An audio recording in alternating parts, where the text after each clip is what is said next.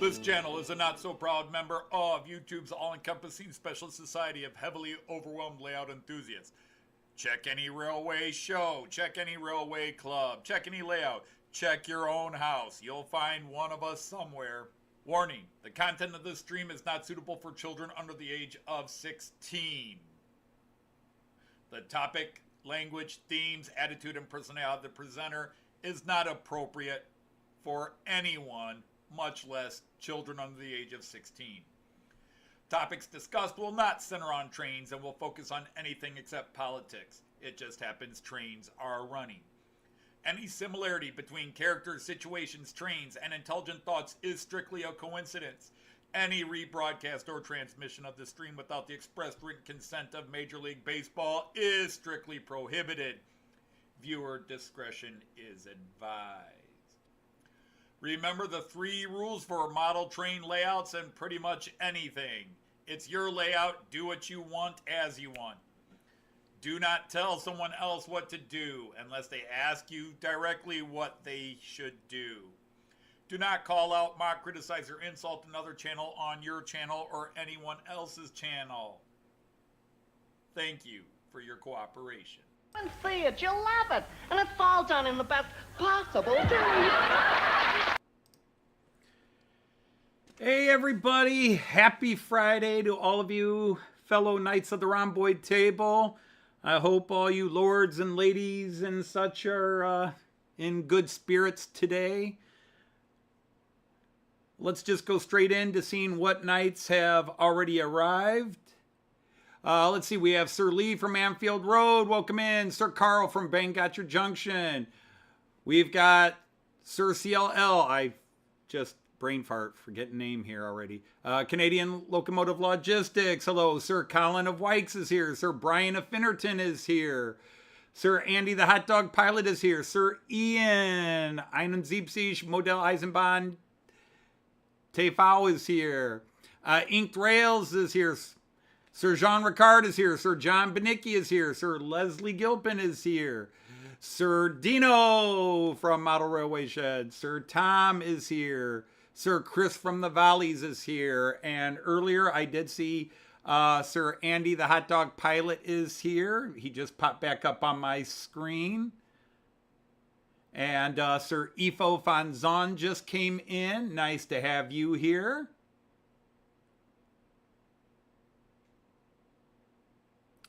And let's see, anybody else? I'm going to go back and see if anybody was here earlier that hasn't chatted since I came in. Sir Tom Couples. We're waiting Sir Mick to come in and open the bar. Hopefully Sir Mick is good. But, and to all of you watching later or in the background, Marks and Andy's galore and John's and anybody else, thank you for tuning in as you tune in. Today continues sort of the special mode we're going in. Maybe next week all things will get back to normal. I popped a couple of videos which got seen by the basic crowd, I think. But today, even more than last week or the week before, everything top and bottom. My apologies to my UK friends. No 00, no UK stock running today. I am running all Herb stuff except for one locomotive. Well, thank you, Andy.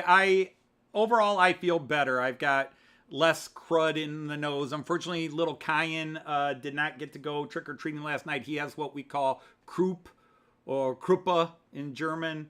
Tried explaining that in Danish, but apparently it wasn't translating well. But it's a little bacterial chest infection my grandson had, so he didn't get to go out trick-or-treating. He's been off and on sick for 3 weeks here, 4 weeks. I mean, he was sick before we went to the UK, and we've been back 2 weeks now, 2 full weeks now.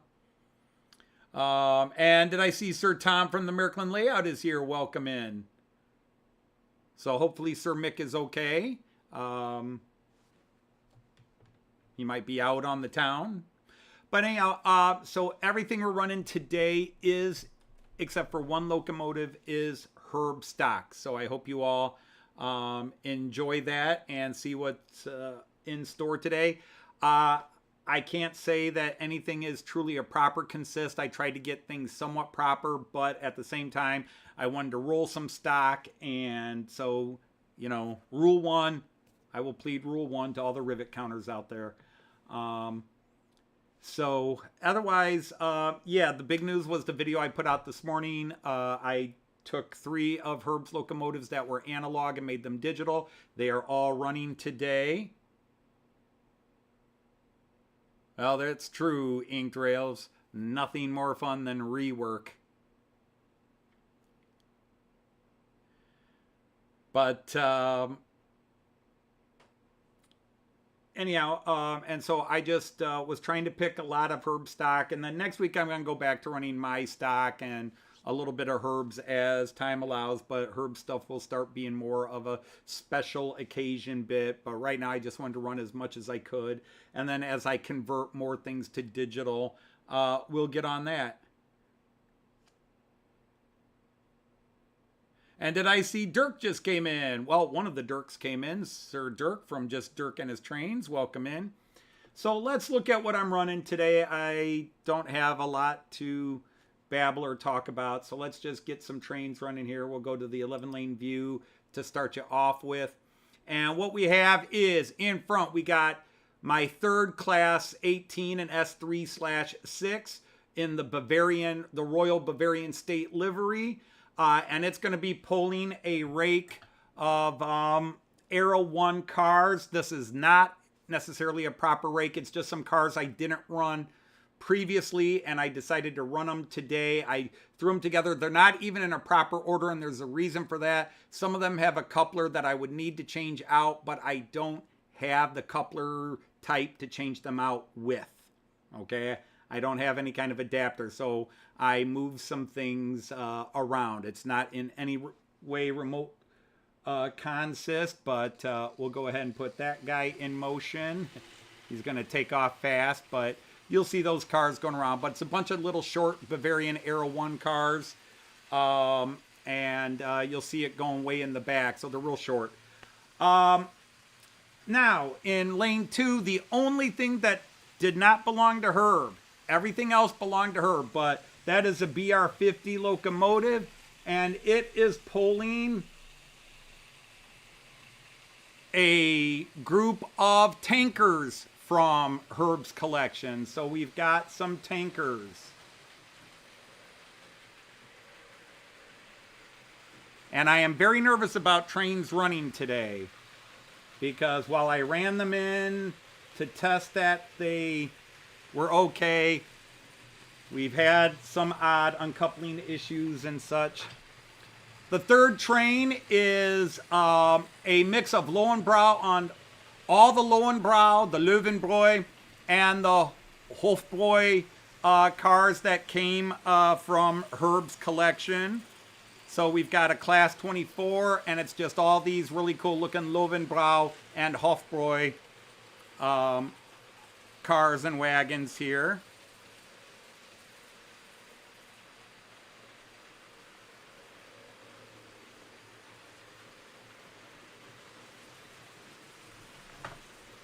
Next, one of the prizes on second viewing, only Prussian ones. Well, they're not Prussian. At least 3 of them say Ansbach, which is in Bavaria. Anyhow, the next one is that class 320. And I tried to give it a fairly believable consist. Again, not perfect, but it's what I had and what I could run.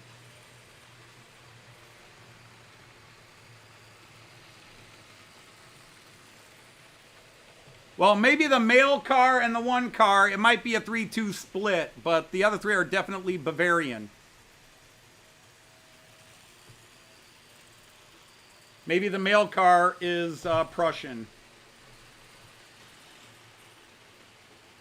And so I'm just making sure the class 200, that V200 is going around. I'm very excited to have that going.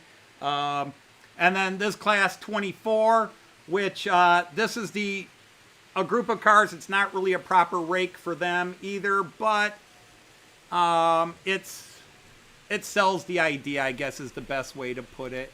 It sells the idea. So let's get that class 24 into motion, if I can.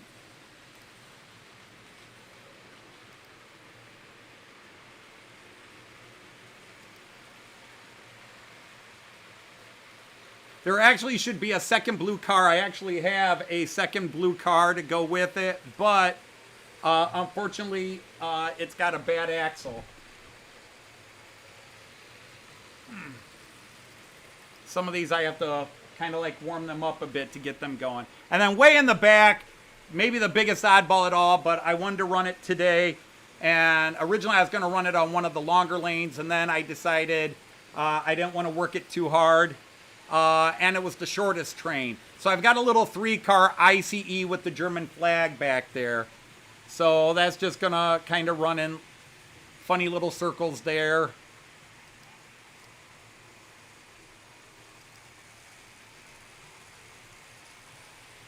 But again, the idea is just trying to run as much as Herb stuff as possible.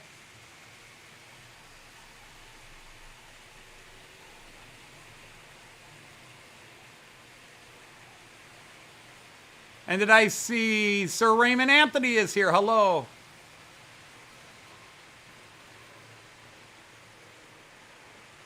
Well, like I said, 3 of them say Ansbach, which is Bavaria. Evo, so that's all I can tell you. 3 of them say Ansbach, which is in Bavaria. Or is it Baden-Württemberg? I think Ansbach is in Bavaria. But it's a silly little mix. Like I said, we're not here to be, we're going to enforce Rule 1 heavily here. I like to try to be prototypical with some of my trains, but others, again, I'm just running stuff from Herb's collection, so just enjoy. And then let's go to the floor. And this is the one I might be most nervous about. On the floor, we are running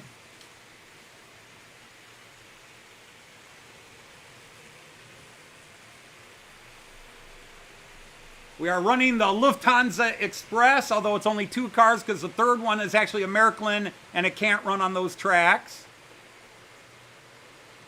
Herbidaceous.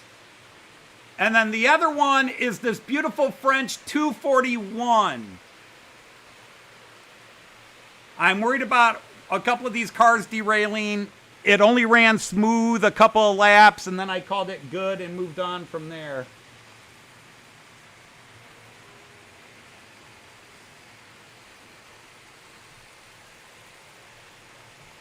I would have no idea, Efo. I would have no idea. All I know well, I don't even know which train you're referring to. But look at this gorgeous coming around.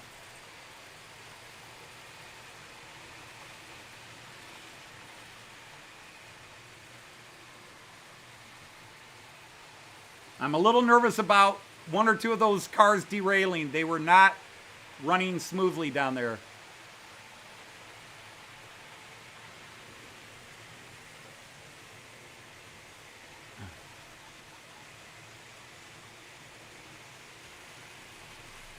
Well, thank you, Carl. Thank you for that. Because I was really just trying... Like I said, I do feel guilty. I know you guys maybe don't sense it.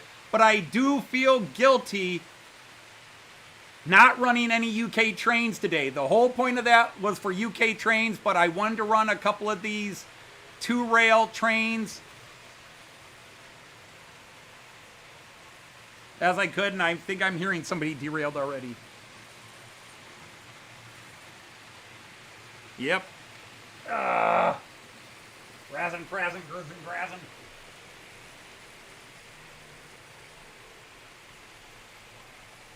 Yeah, you're okay. No, you're okay. Why are you acting like you're derailing?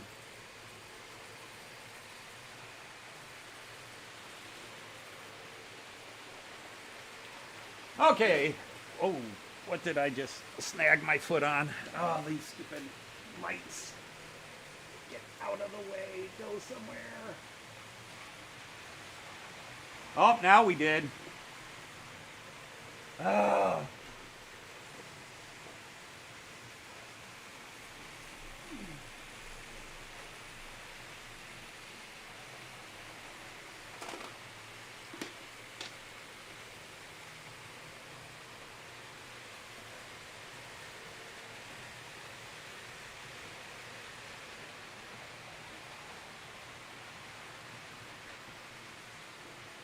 Ah, well.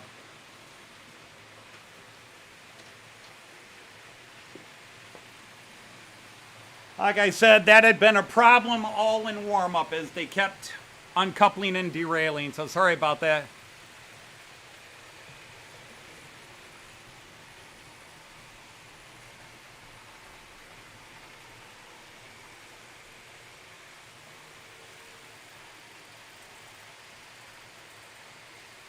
Yeah, I saw that. It just...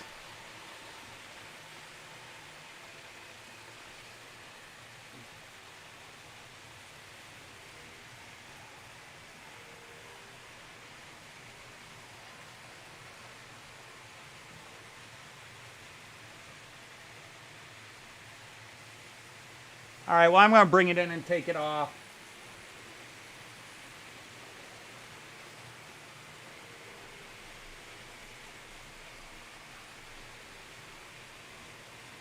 Oh, well. Here. Watch something else for a bit. There's nobody there, but...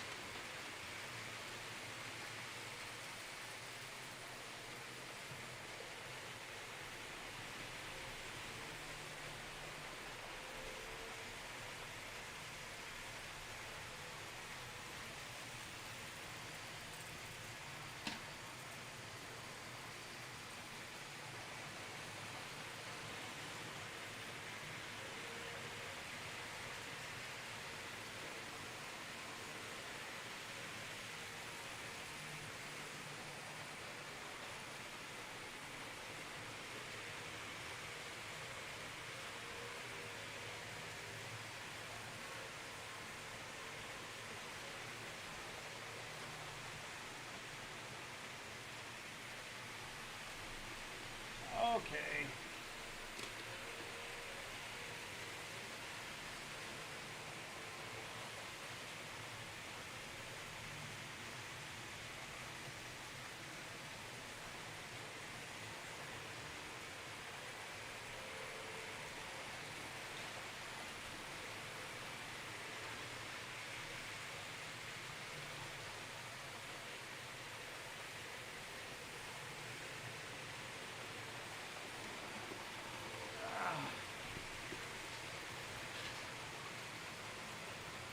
Like I said, I had worries and fears, and these weren't binding up last night. Now they are, so... Now there's clearly something that's catching on them, so I have to see what it is. Okay, I think I see what's catching on it. Oh well. Sort it out later.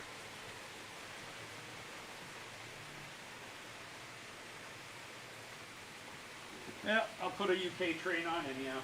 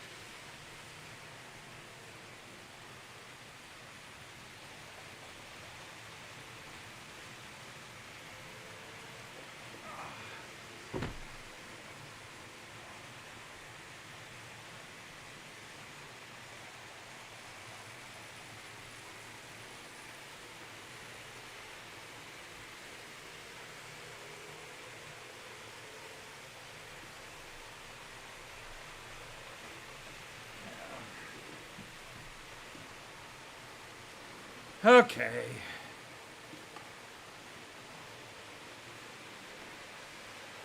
Hey, Andy, March West Junction. Welcome in, Philip Bender. I run European trains.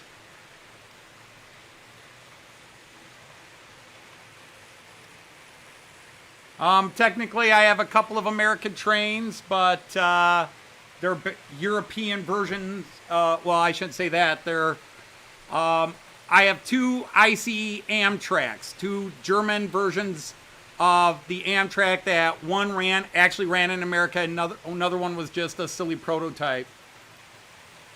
But welcome in, and now declare you a knight at the rhomboid table.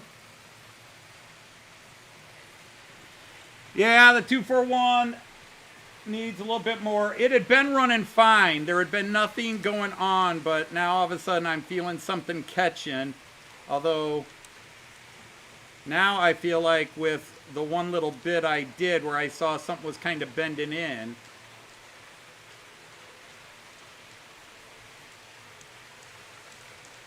Okay, that's not catching anymore. I bet if I put it on, it would run fine again.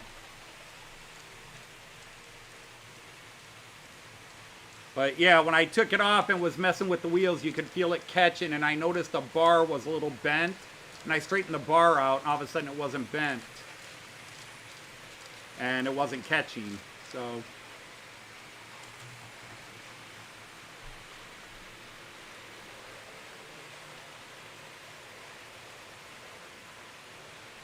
So yeah, Lionel O scale, which is 3 rail, yep. I got a lot of friends that are Lionel. A lot of YouTube friends that are Lionel 3 scale.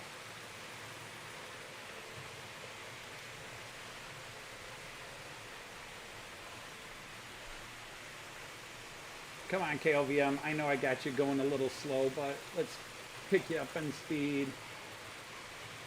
I think the 18 is running just fine. Obviously, the class 50 has been running fine. I think the class 200 is running fine. If anything, he's starting to pick up speed.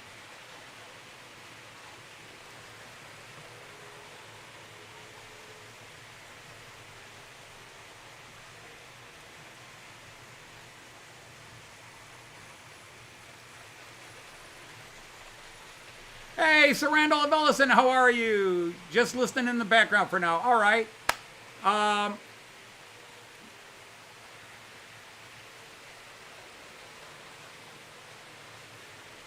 Well, yeah, the wheels were kind of jamming and then loosening, jamming and then loosening.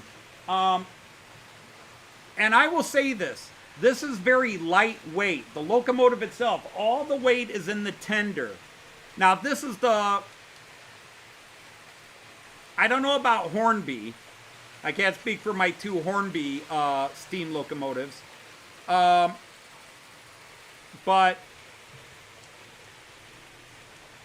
with my ears open to all the people that run steam locomotives, everybody has said they don't like tender-driven locomotives. They prefer the motor in the locomotive itself, not the tender. They prefer the motor in there. This one has it.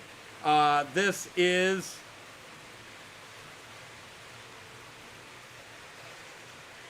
Jouef, and like I said, it's all the power is in this. So even with these wheels binding up, the power was this pushing it. But like I said, it was just snagging on something. I bet I could go down there, put it on, and it would probably run again. Because my first thought is that it might be slipping. That it wasn't even binding up, that it might just be slipping and therefore not chugging. But when I picked it up, it was binding. I could feel it bind a bit. And now as I play with the wheels here, it's not binding. Everything seems to be fine. So I'll mess with it tonight and tomorrow and see if it runs okay. Like I said, it ran well in limited testing last night and this morning. It ran well in limited testing. But I was having problems with those cars uncoupling and or derailing. So I didn't know if I would get it out or not, but it is what it is. Hey, Sir Dave from Scott's Rails, welcome in. And Sir Eric and Willie from Van Don Eisenbahn, welcome in.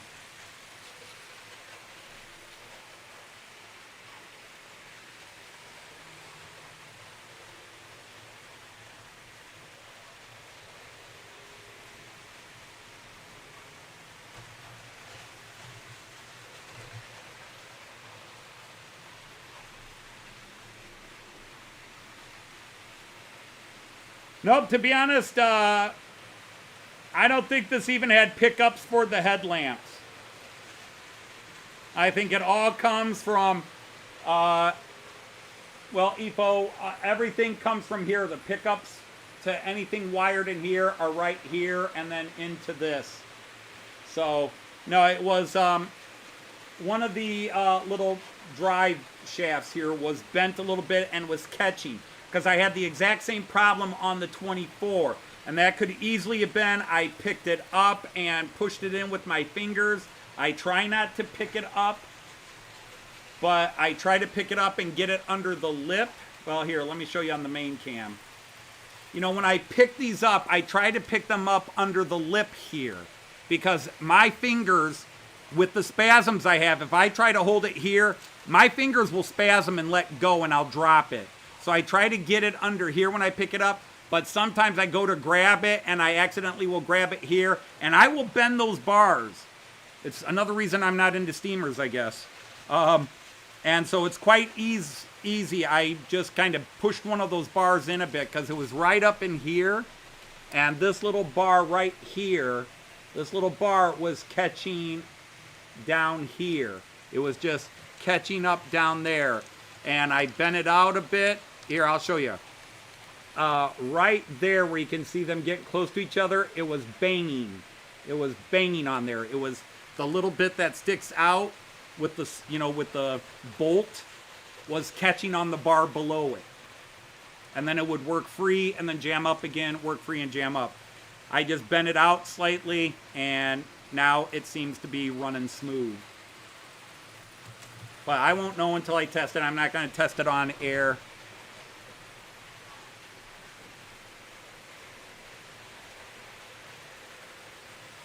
Yeah, Philip, my layout is wired. There are no bus wires. The only wires I have under this are from the cameras. I have a main power connection right behind me.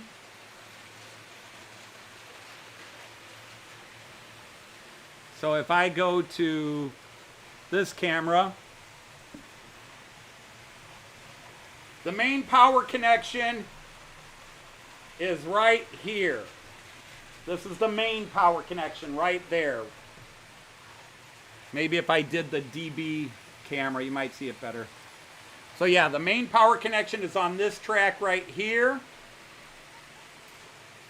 And then I have two additional lines.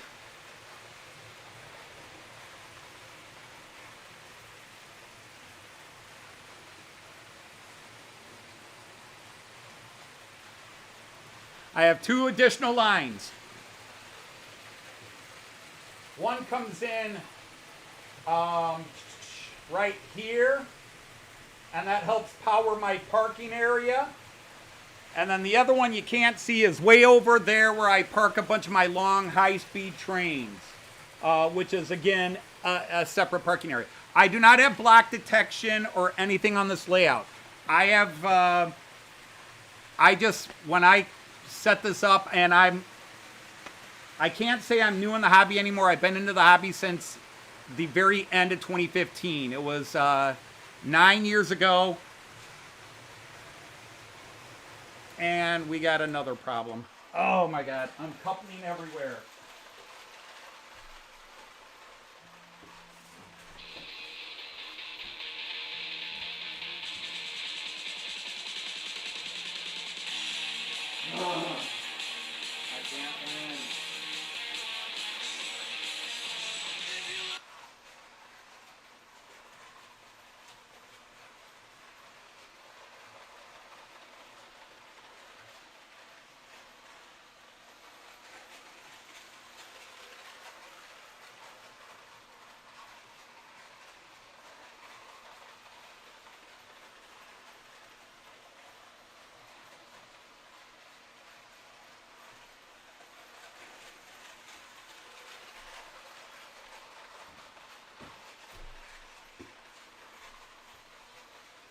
Okay, sorry, I'll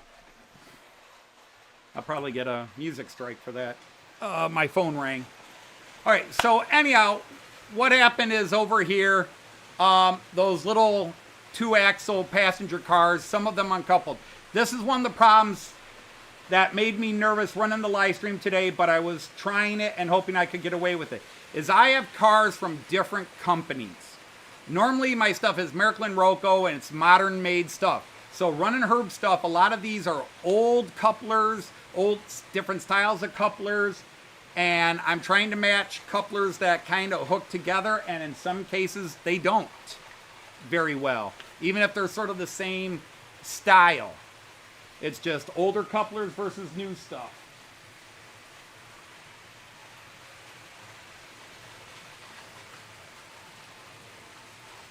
But like right here, and the thing is, some of the couplers,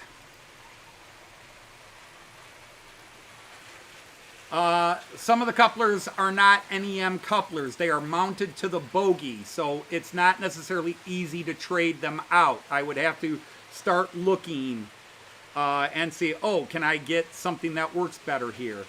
I've got a bunch of old Fleischmann couplers, the Fleischmann Profi couplers, and I switched those out in a couple of cases where I had, but I do have cases where I have new Märklin A couplers, Relics couplers and that, and they're not all staying together all the time. So unfortunately, hey Edward, thanks for popping in. Hey, Sir Stephen from Route 7, and Sir, hey, Sir Zeta, how are you?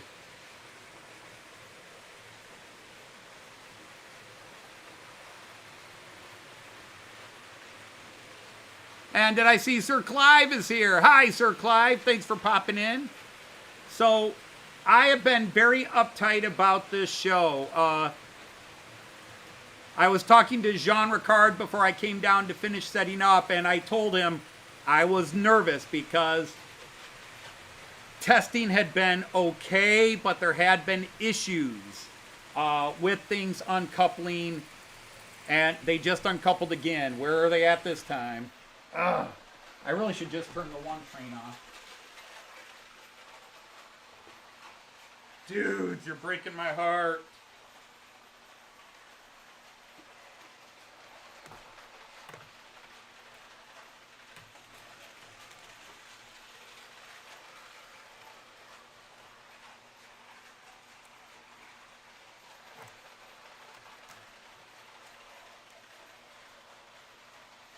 Turn everybody else on. This should be okay. I gotta learn to just turn this train off and not turn the whole system off, except when I do that.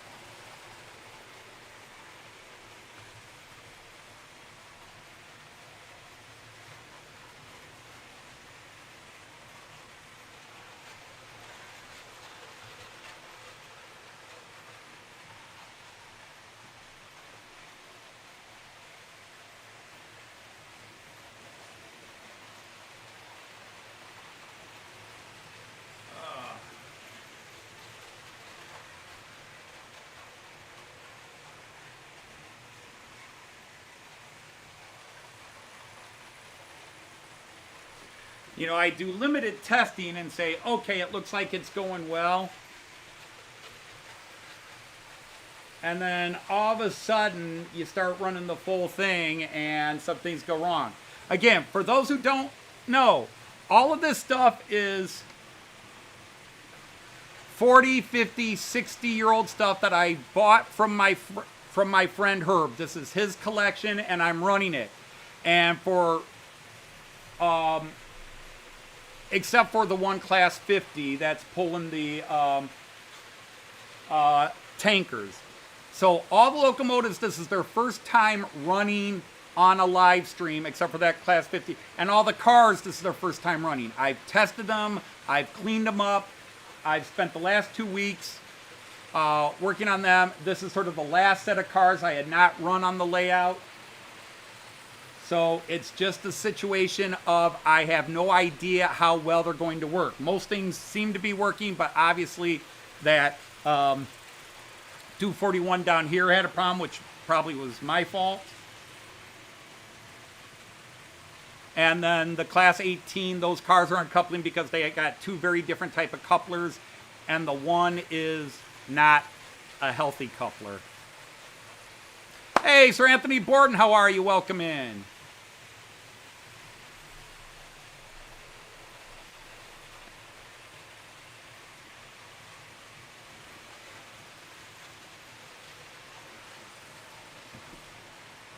All right, and now we've lost a beer barrel somewhere.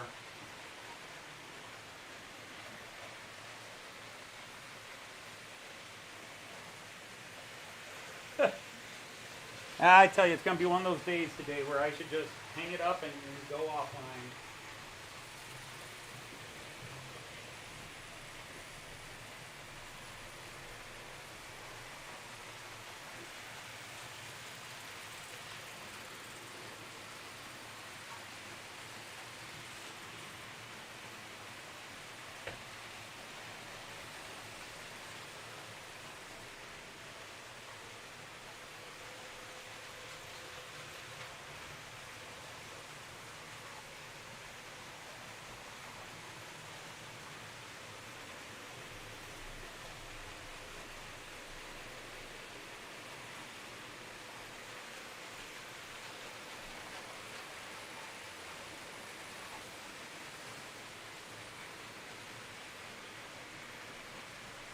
Sorry, guys. A beer wagon lost a barrel somehow. Ah, there it is. Okay. I found it. Fortunately, it fell right off him. It's going to be one of those days, people. Please be patient with me.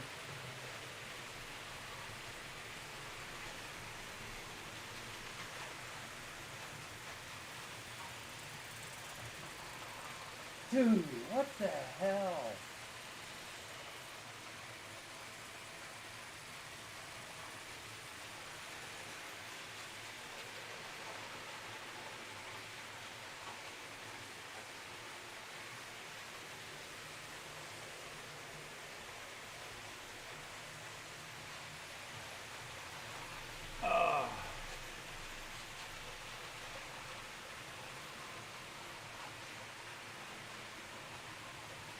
Sorry about this, guys.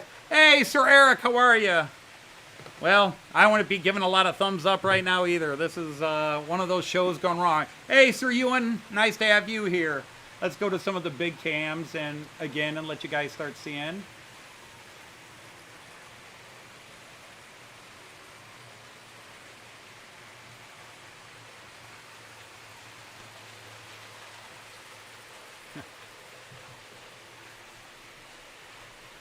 Oh, you're going to be getting off dialysis and you'll be back on when you get home.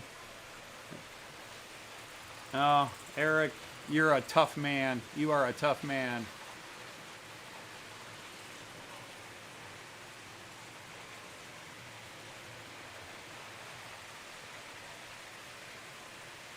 Yeah, it is definitely slowing down in that one patch. The IC2 is definitely slowing down in that one spot.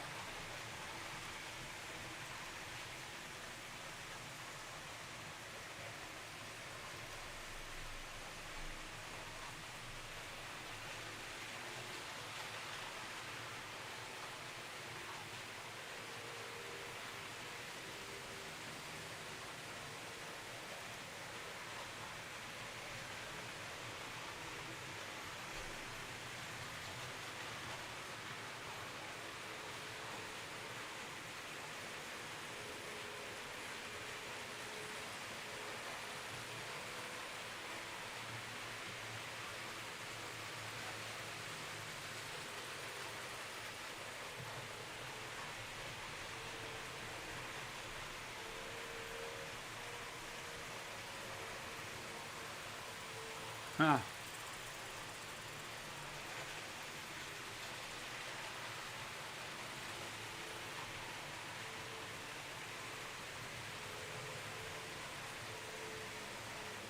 Well, I'm going to stop it. I'm just going to stop that one. Oops, I left you guys on this so you didn't see. Yeah, I was messing with the ICE2 because, yes, it was slowing down. And again, I have tested these. I ran them in, and they seem to be running well, but I have no idea what extended running was going to do to them. Hey, Sir Graham. And hello, DJ Scania Rig Rider. So a fellow Dane. We've got Jean Ricard is from Dane as well. But, so I don't know how they're going to handle. So I'll run them for 10, 15 minutes and go, okay, they look like they're running smooth. And then I'll come back the next day, run them for 10, 15 minutes. Okay, they're running smooth. But now you get them where they're running half an hour, 45 minutes, and they might start struggling.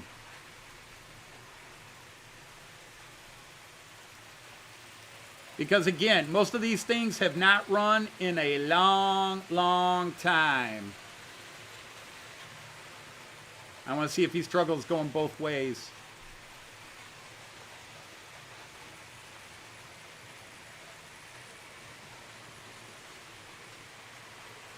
Yeah, he's still...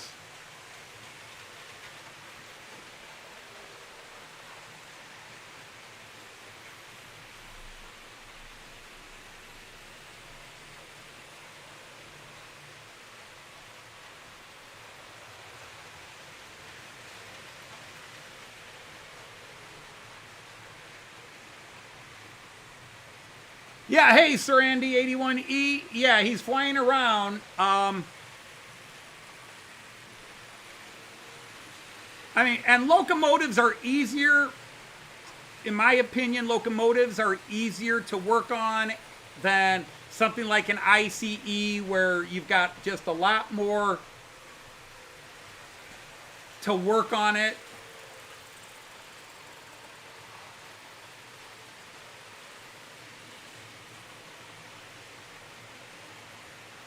I wasn't sure that the V200, I wasn't ready to put it up on the inclines yet. The only one I had tested on the inclines, and it was running a short rake of the KLVM I knew would handle the incline, and I thought the BR18 would handle the incline.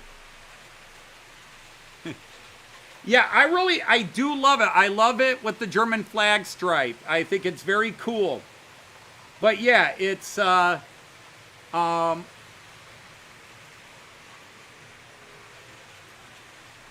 it's struggling just a little.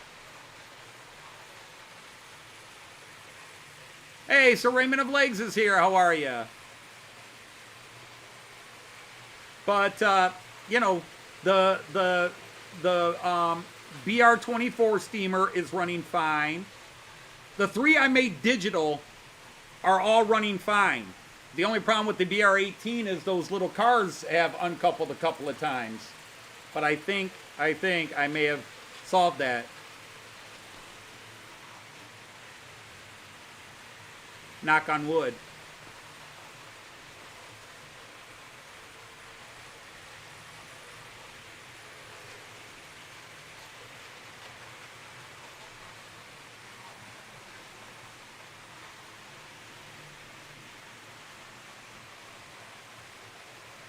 But yeah, considering the rake of cars, that V200, which is about to show up on camera here, considering the rake of cars that is pulling, yeah, I'm very, very happy with how it's running.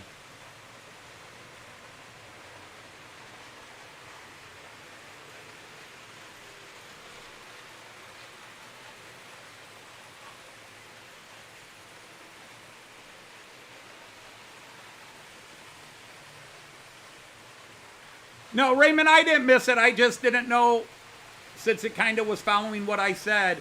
I don't think Märklin's the only company that puts the motors in the locomotives. I think Roco and Piko in their steams are locomotive driven and not tender driven.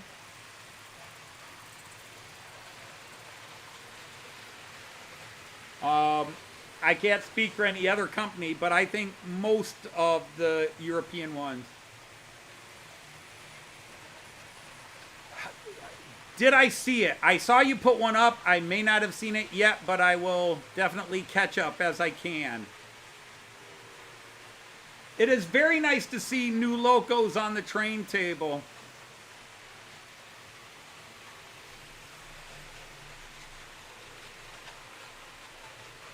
All right, be safe. Be safe, Sir Edward.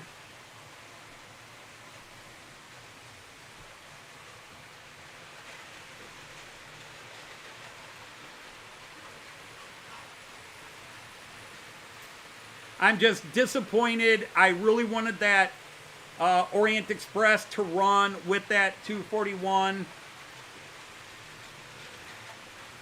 And the problem is I'm tempted to put the 241 back on and see if it runs right again.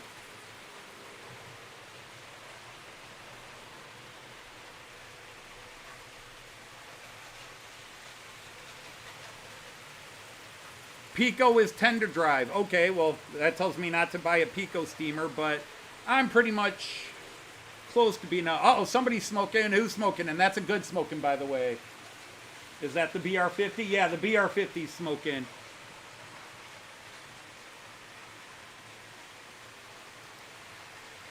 There you go.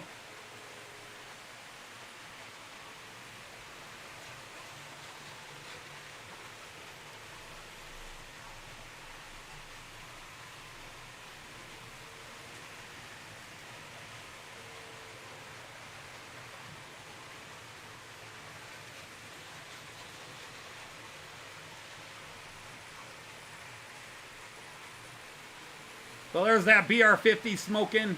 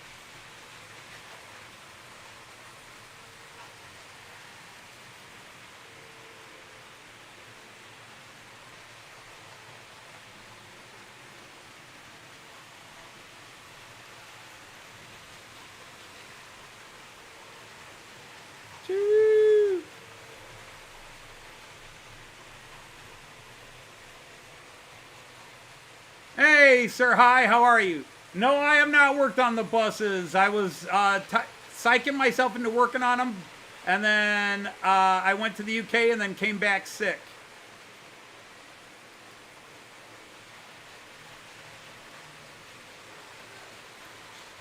Now, this is the only thing that is not Herb's running is that BR50 that is smoking right now. That is the only thing not Herb's. And that did not come with the smoke unit. That was an add-on. So that's the basic smoke unit. In other words, it's not set up to run with the chuffing of the train. It just blows. Now, I did put a smoker unit on the BR18, and it was working. It took it about, Jean, you're here. How long we were on the phone did it take for it to start blowing smoke? I think it took like 20 minutes before it finally built up and started blowing smoke.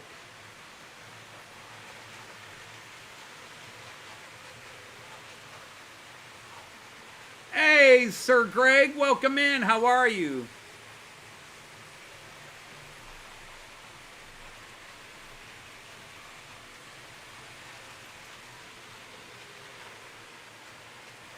Hey, Sir Tim.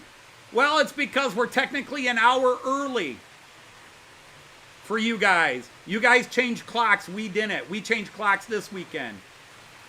So normally I'm on at 8 o'clock your time, but I'm on at 7 o'clock your time this weekend in the UK.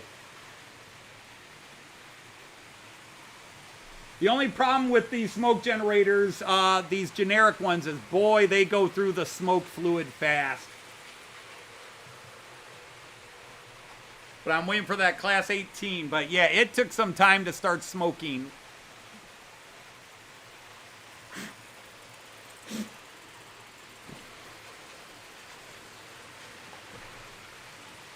Hey, Nancy, hello. Sir Nancy and Sir Herb, nice to have you in here. But Nancy, we are everything running except for that BR18 or BR50 that is smoking right now. It's all herb stuff. Actually, I was running that. I suppose I could do it. What the heck? Let's see if it runs a little smoother now.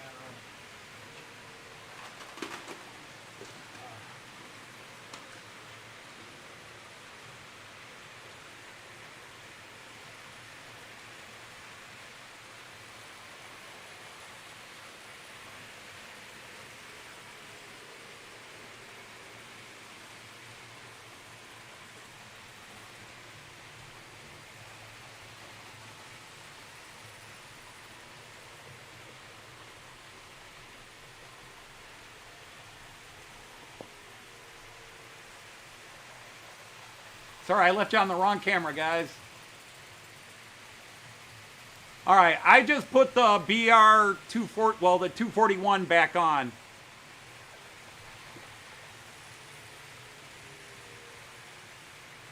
Nope, they're still locking up. All right, so...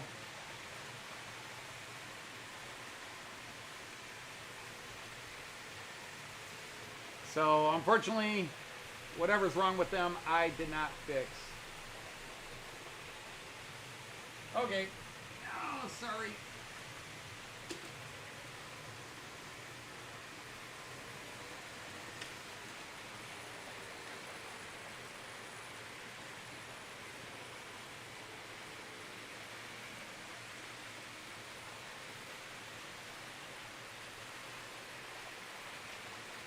Oh my goodness.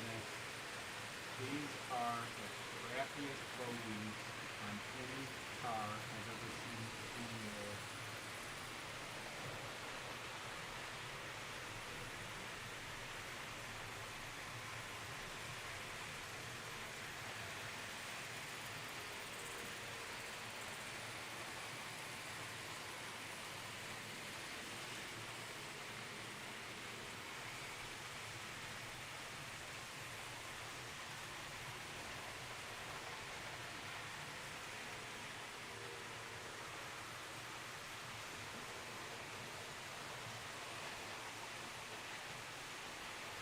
Okay, one of you is...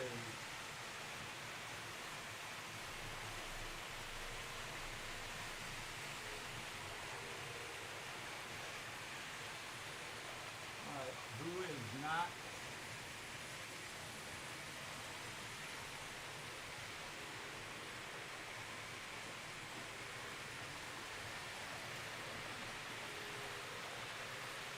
Oh, sound like one of them was... unrailed, but so anyhow, yeah, this thing was running beautifully yesterday, and it started the live stream running well, and then all of a sudden, yeah, it's something's wrong. Oh well. Cinnabon scented. Oh, bubblegum. No, not bubblegum. I can't stand the smell of bubblegum. I hate it when Joyce chews bubblegum and has bubblegum breath. To me, it's as bad as onion. Mind you, I've kissed her with bubblegum breath and onion breath, but you sure do notice it.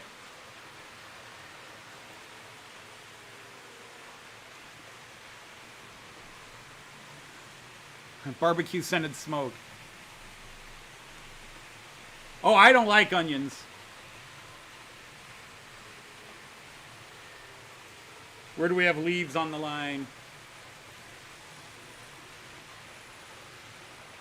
But yeah, that's kind of sad. I had that 241 running, and I ran it in this week. Actually, I ran it in last week, and it was running beautifully. And then live stream comes, and I throw all those cars on it, and all of a sudden it started going, onion is delicious. That's fine. I'm not one of those people where I hate it, so everybody else has to hate it too. You're allowed to like what you like. I do not like onion. Hey, Sir David of Beatenoff, how are you?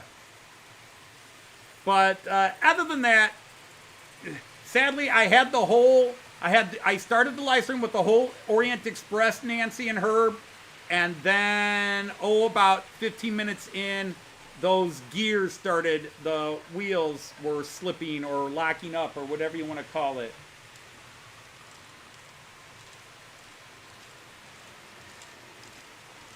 But they run freely here, so I don't know.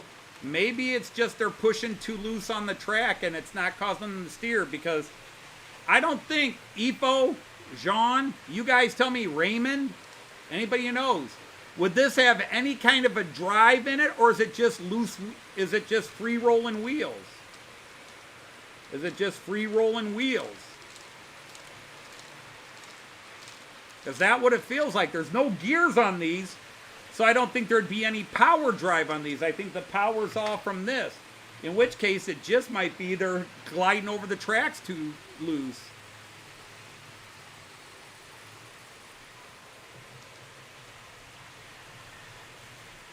Okay, so in other words, they're not even locking up. It just might be they're hitting parts in the track and they're just not... It's just not enough for them to... so I wasn't damaging it, was I? It just wasn't looking right. Because, yeah, they're free rolling here in my hand. These are all free rolling. So I think that's just more as it's being pushed across the track, they're sliding. They're not gripping the track enough.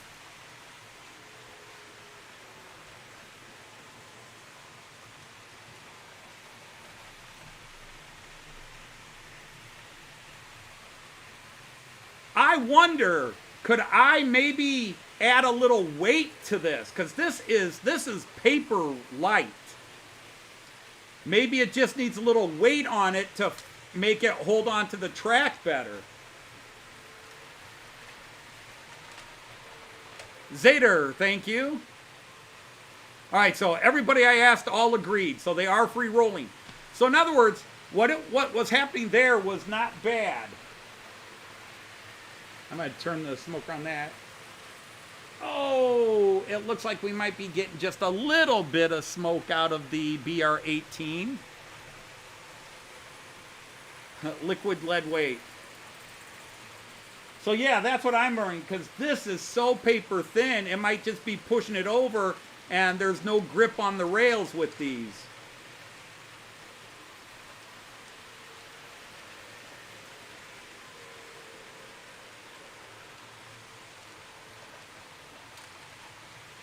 So if I could get inside of this and add a little bit of weight, maybe that would help.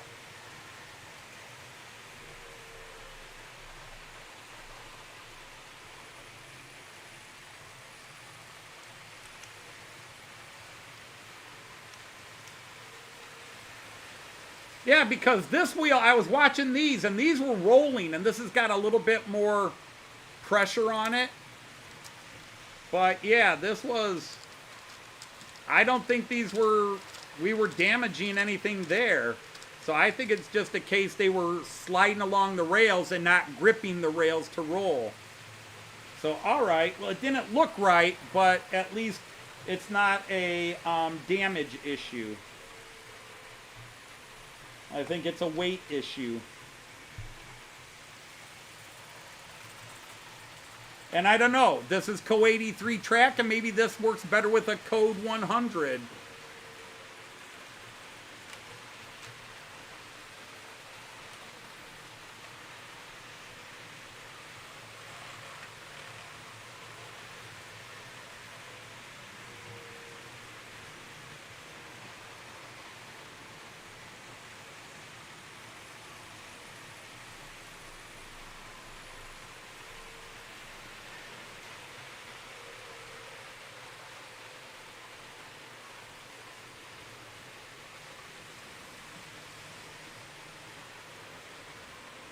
EFO Tricks C-Track is also code 83, isn't it?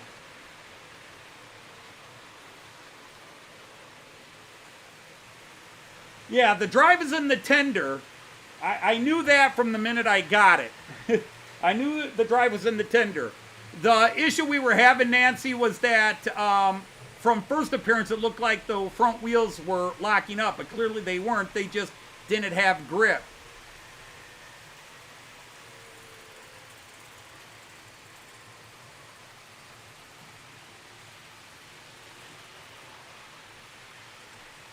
Yeah, Zader, I can't do that. Because this is a DC train and the floor is DC, but the main layout is 3-rail.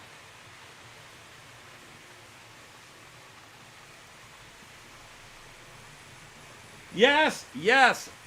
Yes, I did. I did, in fact, oil the axles. Okay, quick. Yes, there we go. All right, there we got it. The 18 is smoking. I knew it would take a little while. The 18 is smoking. I did that myself too.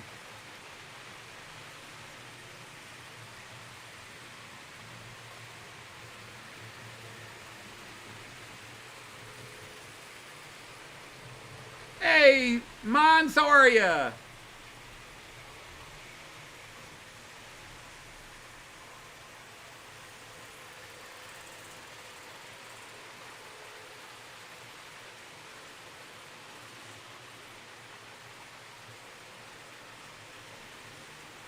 So my thing is, I could have left it running down there. I could have left it running because it wasn't actually damaged. It was just more sliding along and not catching. All right. Well, I suppose I could put it back on in that case and run the Orient Express. Because I don't want to say this the wrong way, but today is kind of sort of the last of the Herb stuff in general. I have run almost everything of Herb's. There's some flatbeds I haven't run. There's some beer cars I haven't run, but this was trying to get everything on the layout today except for one locomotive is Herb stuff. Only thing that gets damaged over time is the track.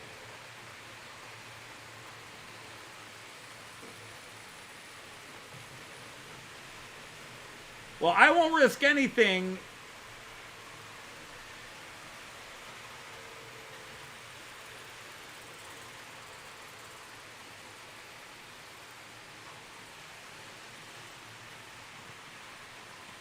But there, that Class 18 was an analog and did nothing. Now it's digital and it smokes.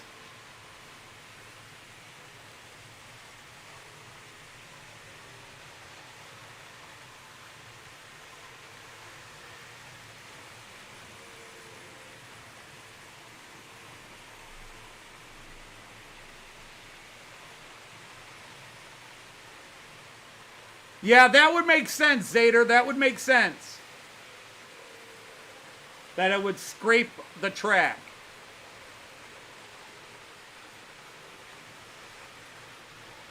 Hey, Sir Steve from 87, how are you?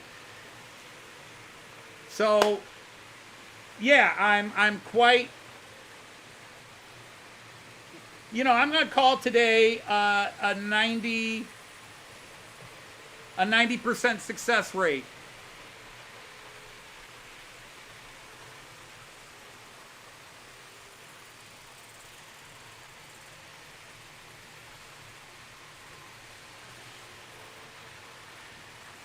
Hey, Sir Tom Houston.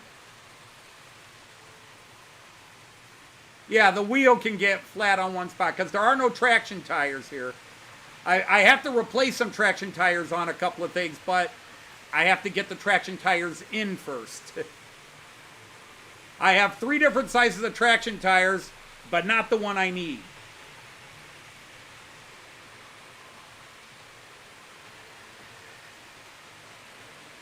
Indeed, it is. And you're so right, Chris. And you got to understand, and everybody, I guess, kind of needs to understand, even though I'm new, I have had individual locos that I have bought used where I've had to do some maintenance on them. But I have now this large collection of stuff. And so potential problems are definitely a lot of things I'm not going to be necessarily skilled at recognizing right away. And you can't have too many cooks spoiling the broth, as the old saying goes, where you got 10 different guys all telling you, try this, try that, do this, do that. And this is one of the reasons I got scared off when I first got into the hobby, was so many guys either had that you're an idiot and you should know how to do it, or several people telling me 20 different things all at once, and I just get overwhelmed by it.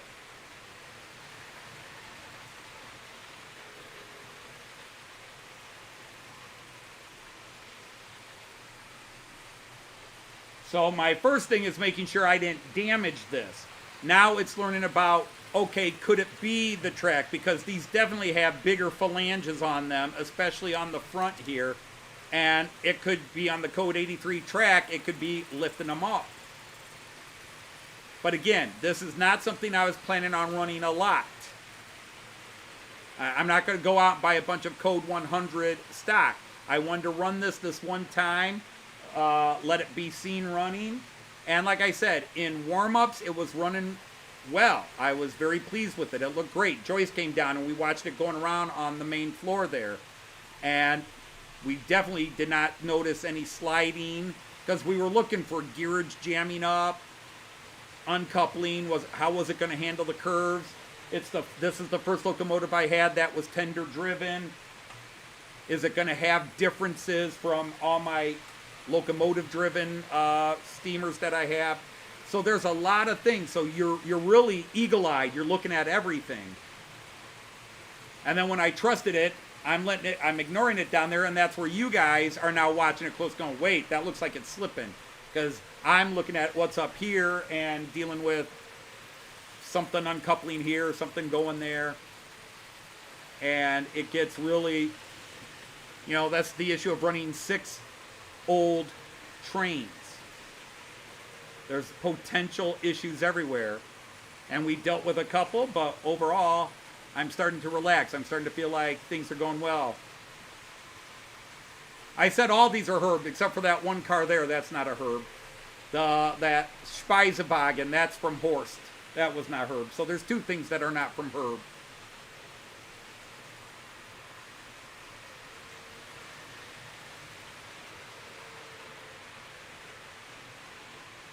Oh, that sounds terrible, Zader. Hey, Sir Christopher from Sakura Densha. Happy belated birthday to you, but I wished you happy birthday on your birthday as well. Also, I did not see Mom and Son come in, but today is Ray's birthday from Mom and Son, so if they come in, wish Ray a happy birthday if you didn't catch it on Facebook and on YouTube.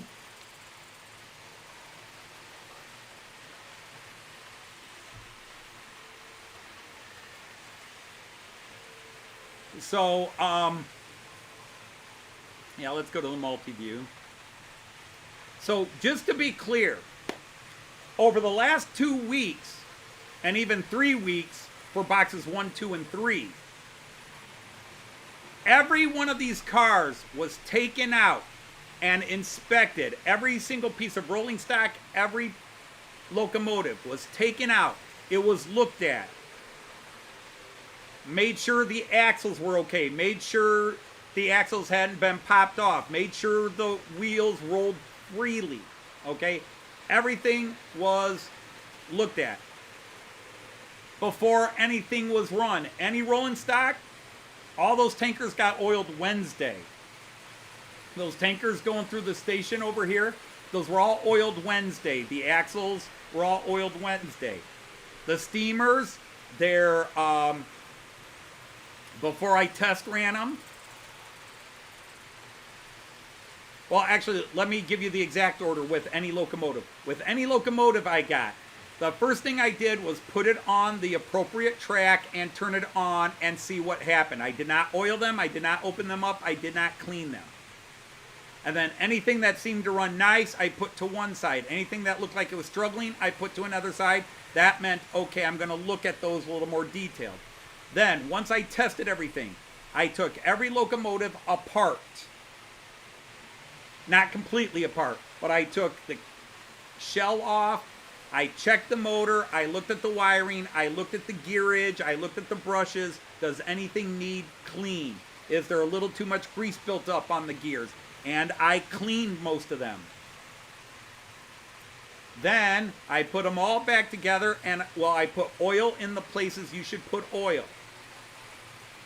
unless they clearly didn't need it. And then I put a little bit of oil in the gears, gear oil, or gear lube is probably a better way to put it. And then I ran them in. Anything that could run on the layout, the DC layout down here, or this. So everything got treated properly. I treat them as if they were new, but also I check. And everything is run smoothly. Okay, I had a couple of things that didn't run great beforehand, but after the cleaning, they're running great. Now, obviously, the 3-rail stuff that I put on my tracks that is non-digital, as soon as I put them on, they run. I have no control over them other than to stop them. But at least that gave me an idea of how well they're going to run. So yeah, I try to cover all the bases because for the money I invested in this, plus the fact that I'm going to run it live in front of a bunch of people who know a hell of a lot more than I do about this stuff, I'm very nervous about that.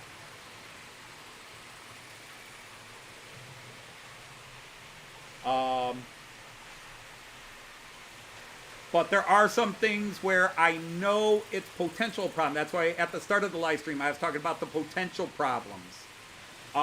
Like where I have couplings that don't exactly line up. As Ifo mentioned, there was a time where not everything was leveled. You know, so I got couplers that are up here and down here. And I either don't run them together because you can't. Now, I've got a couple of them that have metal. They actually have metal bogey, metal rod straight out to the coupler. And in a couple of cases, I bent that metal rod down a bit or up a bit to level it off to the car in front of it. Now, the thing is, the ones that were uncoupling, those Era I, those Prussian and Bavarian cars, and like I said, I think it's a 3-2 mix. I think 3 are Bavarian and 2 are Prussian.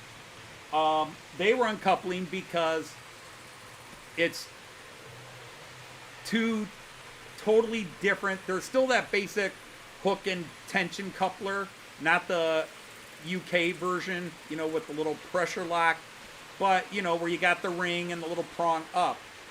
But they are different, and the one has a really tall phalange to it, and the other one had a short. And what happened is the tall one was hooking on the short, and it would hit one of the rises and come off. So this time I finally made sure the short caught the long hook, and now they haven't uncoupled since, knock on wood. So in some cases I know there's going to be potential problems because there are so many different couplers here, and I don't have the parts to change all the couplers and make it all modern.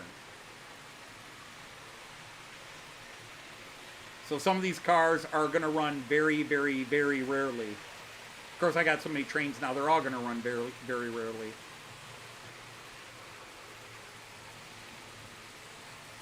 Yeah, good thing my audience isn't too critical. Tell me, I have very thin skin about a lot of things. I'm very uptight. But I also, my ego doesn't get in the way. When Jean Ricard or Ifo or Raymond tell me something, I respect their deeper knowledge. Now, on the flip side, if I've already accounted for what they're saying, I may clap back a bit and say, I've already covered that, or I think I know what the problem is, it's something else, because on a screen, there's 5,000 things that could be the problem, but I might be able to isolate it down to 3 or even 1. But right now, to me, this is a testament that other than a couple of foibles, and like I said, even this, I could have left this running, but it might have damaged the track or even the wheel rolling like that. But if this is put on the proper track, and I think Ifo just confirmed that this probably would work better on Code 100. Am I going to go out and buy Code 100 track? No. But I got to watch this thing run yesterday for half an hour with it running beautifully, along with it running by itself back and forth for, I only did 15 minutes each way instead of the, but you know. So I'm thrilled. I can't tell you how excited I am to be seeing all these trains, but I'm doing it live. I did not run these in on my own enough where I was confident that everything would go well. So my nerves have been on heightened panic mode. But that 24 with that consist is run beautifully. And again, Jean Ricard was on the phone with me, video phone, and we were looking at it, and Jean Ricard was talking to me while I was testing some of these out. And we tried to have the 24 run, and it wouldn't pull this rake of cars. And Jean Ricard said, check the traction tires. And sure enough, we checked the traction tires, and they were both too loose. They were either wrong size to begin with, or they had stretched out over time, but they were easy to pull off. Not easy to put the new ones on for a rookie. I have changed traction tires, but not on a steamer like that. It was easy once I figured out the trick to do it, but it was a pain in the butt to do it. So anyhow, Jim from Hover Motion, how are you and the family doing? But the 200 coming right up here in view. How awesome is that? And that's like a really nice rake of cars I built with it. That's a nice rake of cars. And I still have some cars that I don't quite know which rake to put them in. Because even Jean Ricard was telling me that the two baggage cars that I have on these trains really should be flipped. The baggage car on the one train should be on the other, and yeah. But he even said that it would be nice to have that two-tone, that blue and red Speiseraumwagen. That would look better with that consist there, and maybe it would, but I'm happy with that consist. Well, after a couple of weeks of in the 50s, we're only in the 40s today. Does it really matter? No, it doesn't matter, but I do like to try to get a proper consist. I really do want certain trains to be fairly consistent to the real thing. Live and learn. I hate electronics. My problem is I had a great understanding of electronics until 1995, and now I'm lost. I mean, I can still wire my house and all that wiring, but when it comes to messing with the little motors in these things, I hadn't messed with these kind of motors. I can fix an old electric football and get the vibrating motor working again properly and all that, but I watch Dave from Scott Rails when he goes deep and takes a motor apart, and I would be taking pictures at every stage just to remember what piece went where. He just goes through and really gets in there, and several other channels do that as well. Just take everything apart. The Third Rail does that with Märklin stuff. He just gets in there and takes it all apart.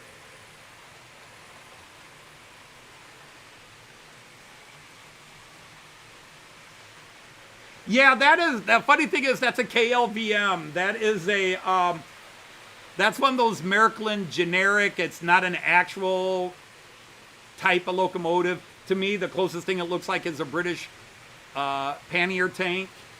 But yeah, I don't know, because it sounds insulting, and I don't mean it to be insulting, but they're sort of like just quick starters up, something you would give a kid, kind of indestructible, hardworking, and the kid could drop it a few times, but it'll still run fine. And I can't play favorites, but having said that Class 18 smoking as it was, because I had to jerry-rig that to make it smoke. In its analog form, it had a copper plate that came over the light bulb like this, and it did not have the smoke unit, but it basically was designed that the smoke unit and the light bulb, the smoke unit contacted the plate here, and the light bulb was soldered onto the copper plate here. And I wanted to separate them. I wanted them to work separately. And so I cut that copper plate. So I've messed with its originals, but I cut that copper plate in half. I soldered the light bulb here onto the rest of the plate. And so where it bent, made the contact, and then I wired I soldered the wire from the decoder straight onto the smoking unit. And it works. And they work separately. So I'm very, very happy with that. I had talked to Jean Ricard, was that a possibility? He said, yeah. So I was like, what the heck, I'll do it. Hey, sir. KLVM, something Austrian? Well, it stands for Kleine Locomotiven von Märklin, as you know, so...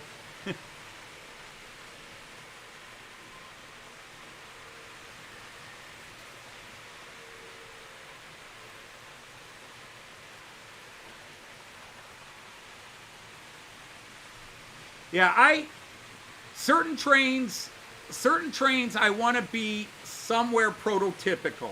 My freight trains do not have to be prototypical, but like my Regiobahns, which is German regional trains, those need to be prototypical. My ICs need to be as close to prototypical as possible. My ICEs will be prototypical except in length in a couple of cases.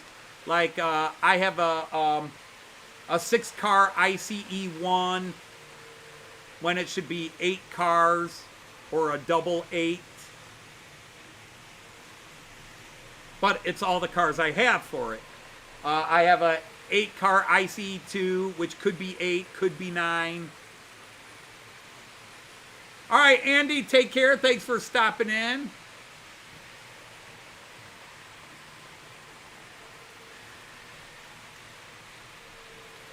And, but my short trains really need to be, need to be proper consist.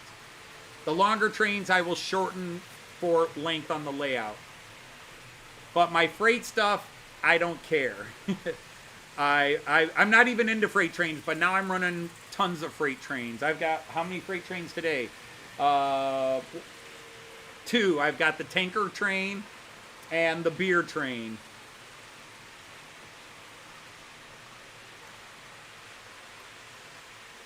There's still just a little haze of the smoke going from those 2 guys.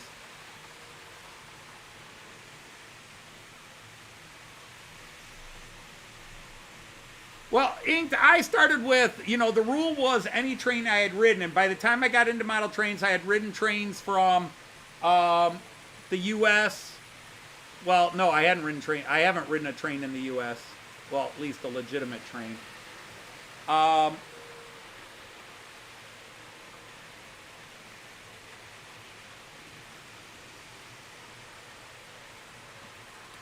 But I had ridden trains in Germany, Austria, and the Czech Republic.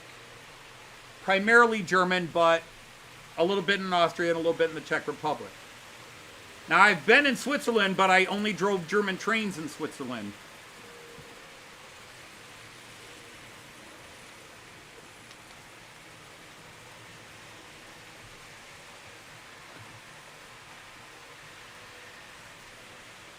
Yeah, that's the KLVM, Chris. But it's spinning those wheels like it should.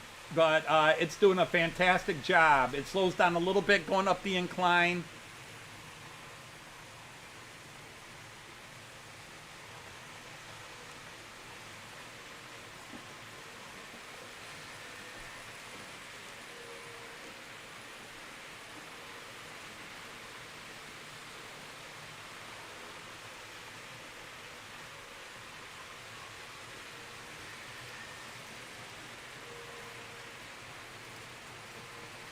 But there you go. There goes that BR18, which I'm just very thrilled with. It's running great, even if the cars were...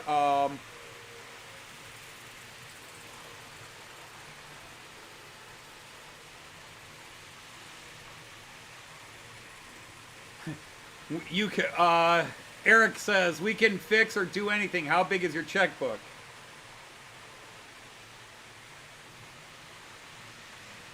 Well, Eric, for the right job, my checkbook fits the size of the job. Let's put it that way.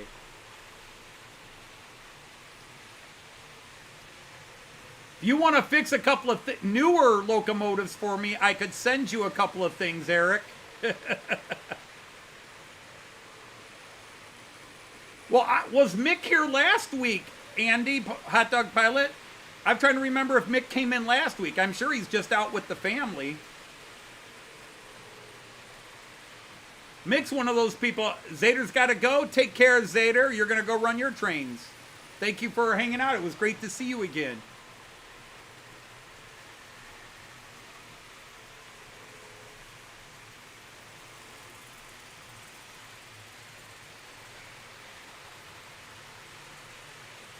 Hello, hello, DJ Scania Rig Rider again. Happy to appear. But maybe I should have put that 200 on one of the outer loops. Can we build it? Yes, we can. So I guess it's Eric, Willie, and Bob.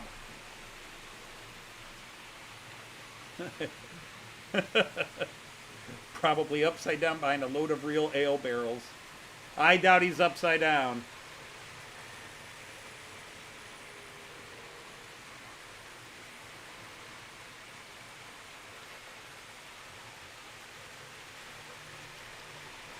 Saw about 16 Vectrons and DSB going today. Oh, that sounds cool. Cause see, I might be adding to my is that Mark and Lisa, Moneyfork Junction? Hello, hello, Sir Mark and Lady Lisa.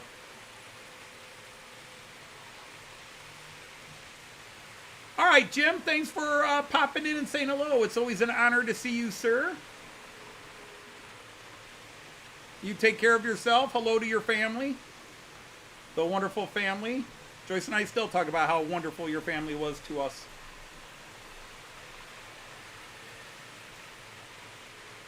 In various shades of unwashedness.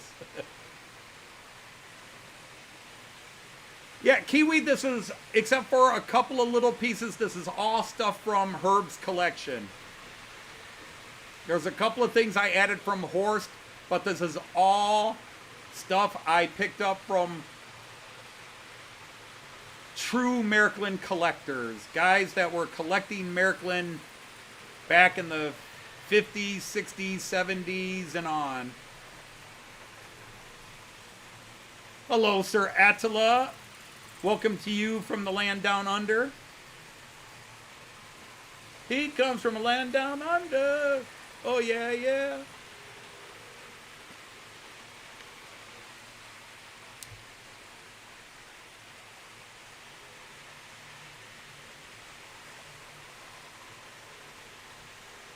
So to me, the oddball was the ICE-2. But I already ran the ICE Amtrak last week. And I elected not to run his one ICE-1 because it would look no different than my ICE-1. And I don't say that in a negative way, but...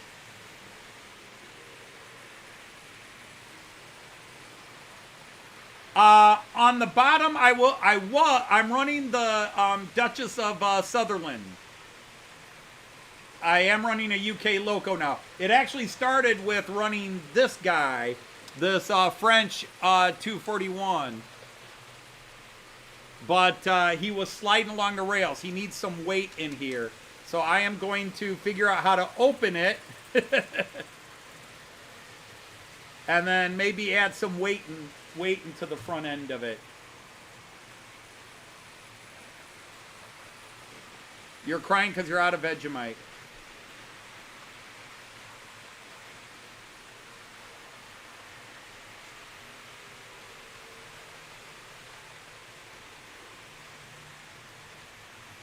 But yeah, down below we're running the Lufthansa Express. Now, you want to talk about scaring myself? I put the Lufthansa Locomotive on after I cleaned it up just a little bit and oiled it again.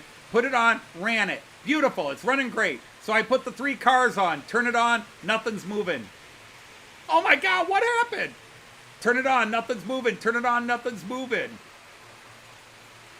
I take everything off. I look at it. I open it up. What did I do? I put it back on. It runs again. Okay, good. I put the 3 cars on. It stops running. And then I said, wait a minute. And I looked at the bottom of the cars, and one of the 3 cars was a Märklin, which meant it was shorting the track out. So that's why it's only running with 2 cars down there. Because the 3rd car is a Märklin. It's 2 Fleischmanns. And then the 3rd car was a Märklin. So the Märklin didn't have insulated wheels, so it was like laying a piece of metal across the track there. Just taking a piece of metal. Zzzt, everything dead. Hey, bonsoir, Titi Harry.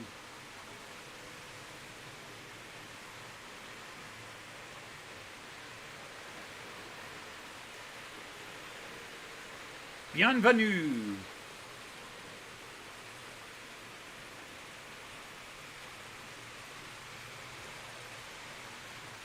You might buy a Vectron model. How much are they?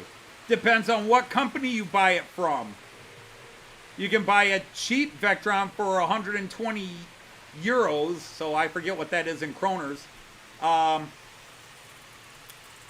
You buy it for 120 euros if you buy a cheap Piko one.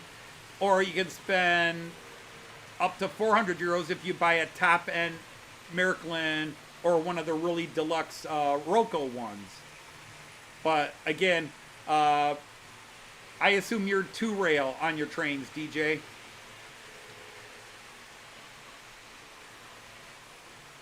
Ça va. Gotta spell that ça va differently. Oui bien, et vous? Très bien, merci. Merci beaucoup. You only have 2 of the opera files? Okay. See, the problem is now I'm looking at this and I want a Lufthansa Express on here. And I can buy a Class 111 for about $220. I can get a Märklin, 3 Märklin cars plus the Locomotive for about $200. All right, Dave, you got to go. Might be buying a new piece of Märklin today. Ah, very cool. Look forward to seeing that. Oh, that's right. You are moving. I kind of forgot about that. Sorry about that, David. Well, good luck with your move and hope everything goes smoothly and enjoy the new house. Hey, Sir Rick, how are you? Welcome in, my friend. How are you?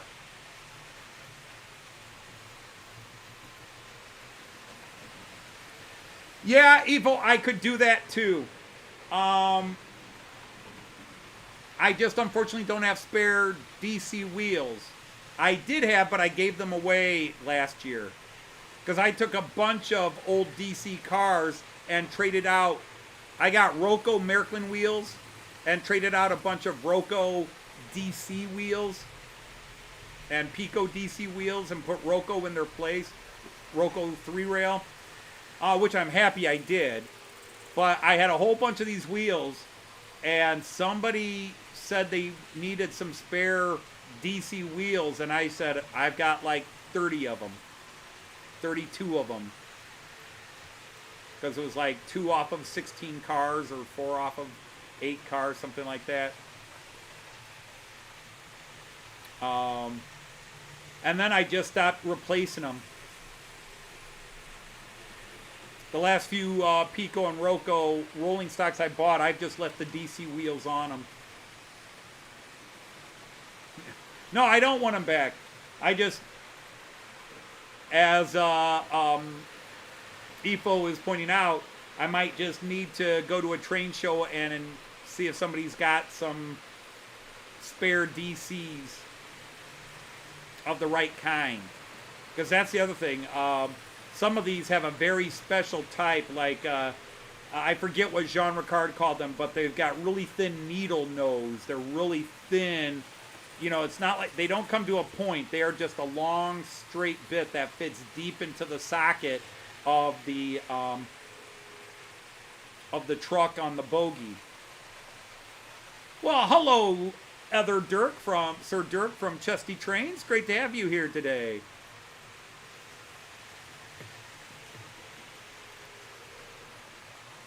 Okay, we've been on this camera for a while. Let's go to another one.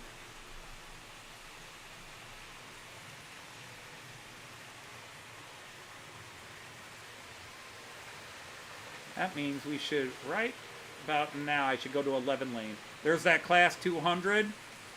That guy's running like a dream. The Class 24 is actually running very well too, so those two guys did it.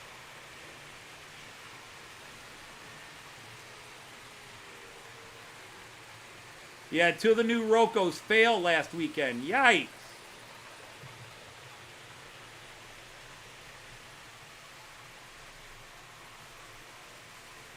See, I've got a bunch of spare Roco AC wheels because I bought some to put on this one wagon, but they're the wrong size point on them. They're the wrong type of point on them. So until I get something else, but so I don't have any spare DC wheels right now. Might be something to look at online. Because I'd hate to buy new. I mean, there's nothing wrong with buying new, but you pay more money for new. Your Lilliput Tricks A4 runs great. Oh, that's nice.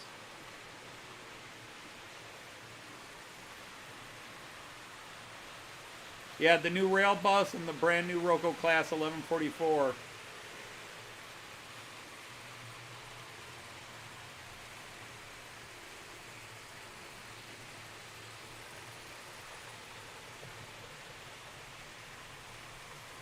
Yes, Rick, I have one. The other one hasn't been released yet. Which one was released? Because it's sitting right over there.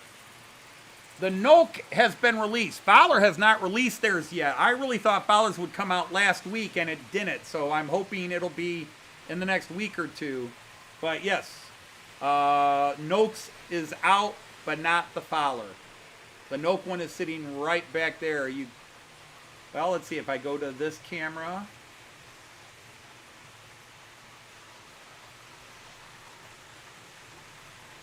You can barely see it back there, but there's a certificate on the wall there, a big award Joyce got from the state of Ohio.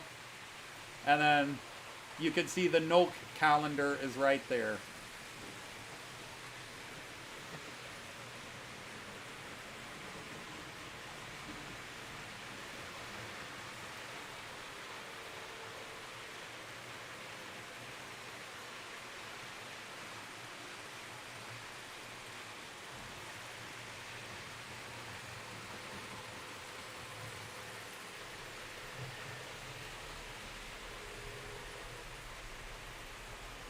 Well, I would have said until a few weeks ago that most of my trains were modern, but now I'd say about half my trains are over 20 to 25 years old.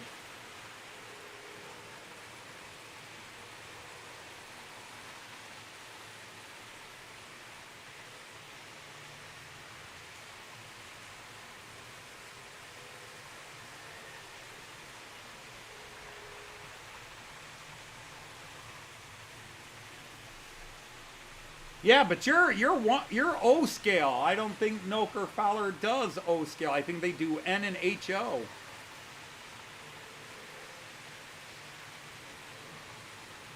Right now, Andy and I are playing Who Owes Who. Andy every now and then emails me, so he emailed me a couple of times in the last week. It said, "Hey, Anthony, would you pick this up for me and I'll pay you back?" So I said, "Hey, let's turn the tables. Here's 4 things that I need. let's trade. You pick those up for me, and I'll pick this up for you, and then we'll balance out. So then he sat back and said, okay, here's a couple of more things I need, and that should be close. So now it's just waiting for everything to come in and then ship it to each other. All right, Sir Hi. Thank you for coming in. You were up early this morning. Yep, so was I. Normally I get up about half an hour after Joyce gets up, just so I'm not in her way, but this week I've been waking up before her, and so she gets up and goes in the shower, and I start working out.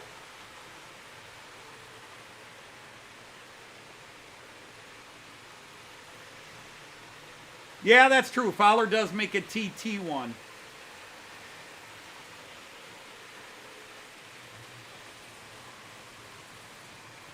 I have not seen them do a... I have not seen the Z or the G advent calendars. I have not seen those, so that's news to me. I know they did... Well, somebody does TT.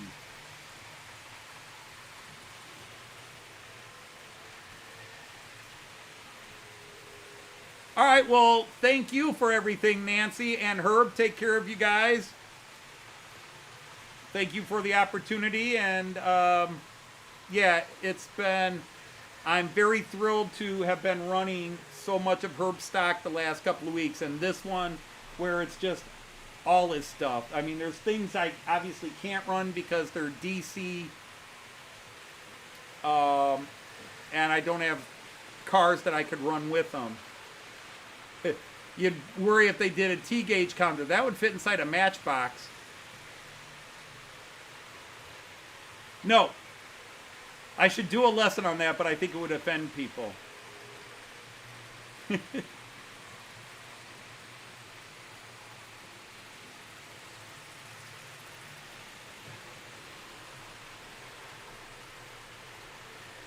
They're racing each other. Look at those go.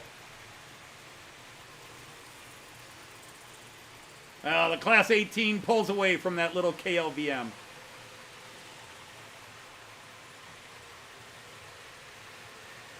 The names of those companies are Preise, and anytime a German word ends with ER, you don't go It's Preise, Fahle, noch, and you hear that little at the end, noch. Busch, B-U-S-C-H, Busch. Kibri, Piko, Brawa, Märklin.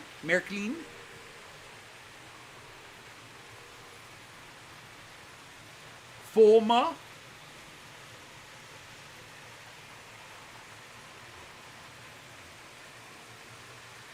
Is it even that big, Raymond? No, that's all right. That's all right, Randall. We know you're working. Noch makes a lot of great stuff. Yes, they do. And then it's Fiesmann. I know there's a V, but the V in German is pronounced like an F, so it's Fiesmann. Fiesmann, not Wiesmann. Fiesmann. Fiesmann.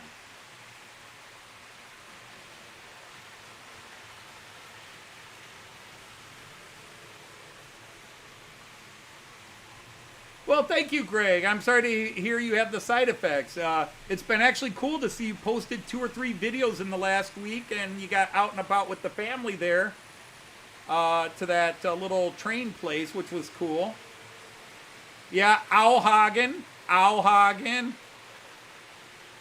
Although you got the I and E reversed. It's Ritza. Because it's almost my mom's maiden name, Ritza. R-I-E-T-Z-E, Ritza. Brakina. No, German, on the flip side, pretty much in German, every letter is pronounced. It's just that E-R in German, the R is a soft palate R. It's not the rumbly at the end of syllables. So you say it very soft. It's what we call a palatized R. You don't where like in English where we stick it at the front. It's the E is pronounced basically A, so it's fala, fala. You just don't say the R hard. It's not silent because German really doesn't have silent letters. Pretty much every letter there gets pronounced, except in the case of a couple of diphthong vowels. And even then, technically, they get pronounced. Like if you see two A's, it just means say the A sound longer. So you have, like in German, the word for city is Stadt, S-T-A-D-T, Stadt. There's one A. The word for a state, like Bavaria, is Stadt. You say the A longer. So there's Stadt is the city, Stadt is a state. Schicht, Gutzot, Hack. Of course, Hack is Swiss German, so. Yes, it does, Chris. Ears, as you speak a language. And the thing is, you will adapt. Like, if you live in a culture long enough, your accent will slowly change. Like, my mom, when I was a little kid, she had a much more pronounced Southern accent because she grew up in Wyoming and Tennessee, but when she was 16, she moved to this region. So when I was little, she had a little bit more of a Southern lilt to her voice, which disappeared later on. The longer she lived up here, the more her voice acclimated itself to speaking up here.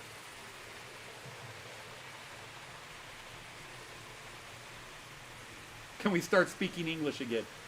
The problem is, which English? We could bring a couple of guys from England in here and have them speak, and most people wouldn't have a clue of what they were saying.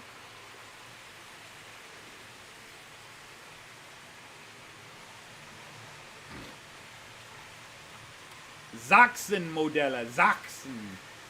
CH in German is, outside of Bavaria and Tyrolean, CH in German is pronounced with a crunch in the back of the throat. So, Sachsen. And a single S is pronounced like a Z. Two S's is pronounced like a soft S. So, Sachsen. Sachsen-Modelle. So even E at the end of a word in German is pronounced. It's not silent like it is in English.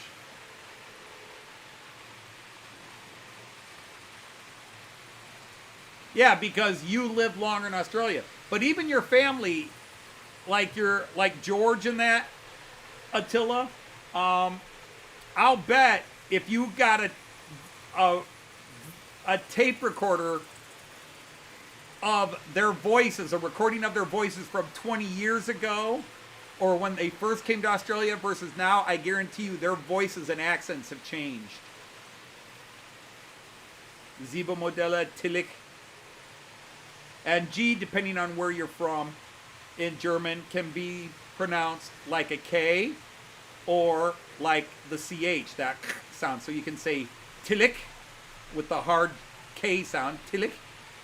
Or you could say Tillich. Just depends on the regional accent in that case. But that's like CH.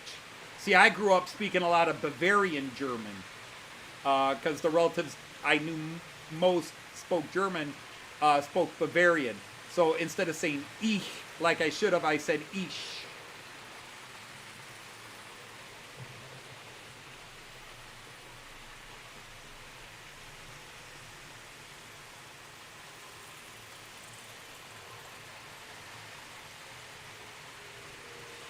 You pronounce it with the X sound. Well, that's how we do it.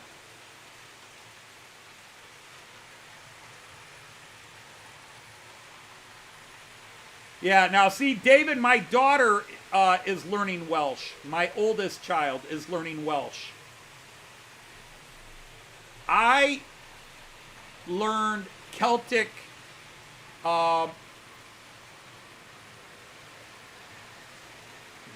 phonemes. I learned originally how to pronounce certain, the various Celtic letters. Like, that second word there would be something like kumrai. Kumrai. But others, the Sadushki, I forget. It's been so long. I forget how certain things are pronounced.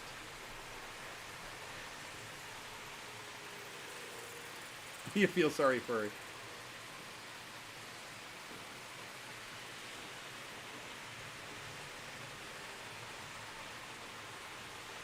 Only slight changes since you've known them.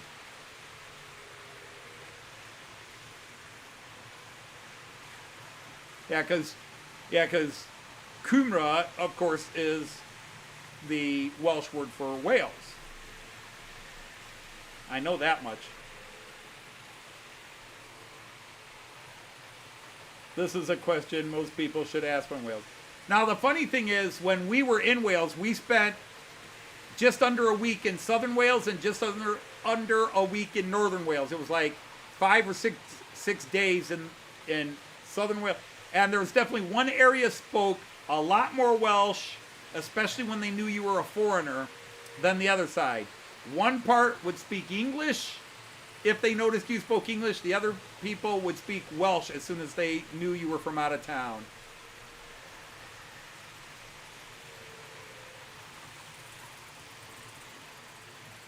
That translates to where's the pub. How are you? Very well, very good. Ah, there she is. There's my daughter. Hey, Lindy, how's Kyan doing today?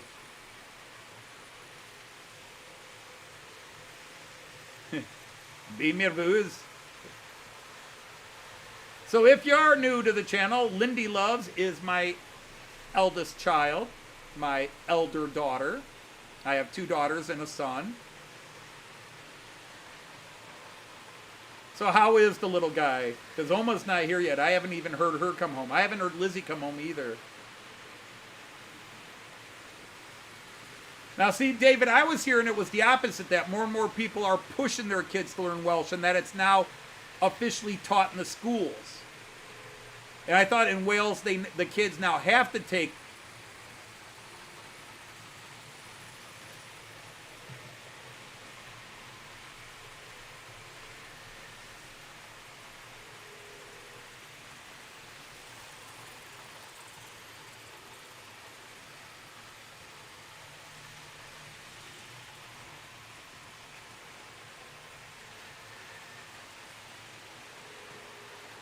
But you know, you can get into deep woods in Tennessee and or you get down into Cajun Louisiana and wow.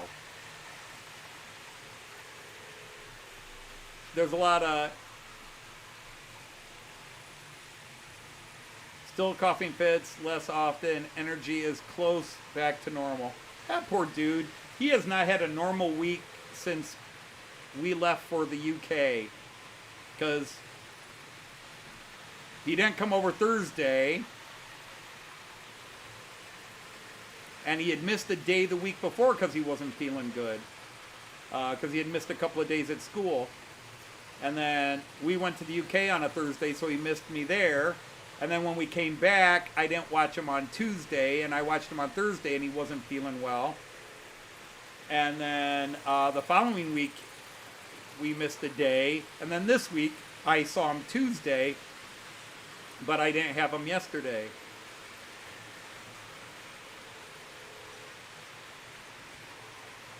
They are water-based decals. Gentlemen, Herb would have to correct me, and Herb just left. I think he sent them off to a guy in Germany who did it for him. Or maybe. But I have an ICE 3 like this, and then I have 3 cars, and I do have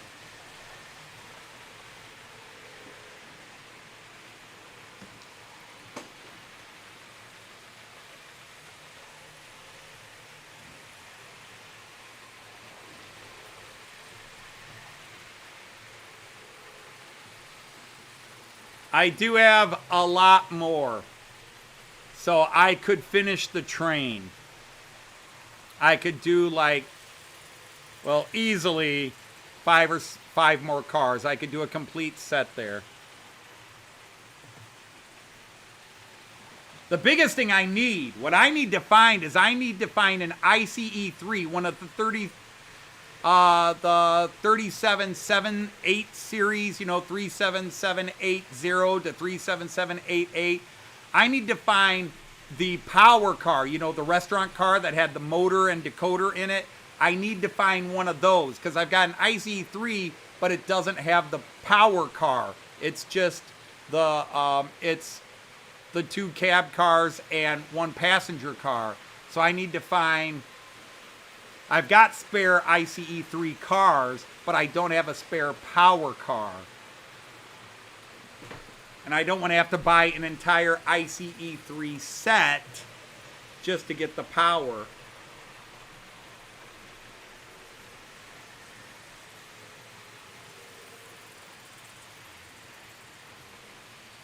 So yeah, these are water-based decals where you sink them in water and then put them on. The one thing I can't tell is did Herb or the guy who did it, did he take off the old molded in colors? Did he scrape that paint off? Or did he just put these over it? I was thinking of just putting these over it.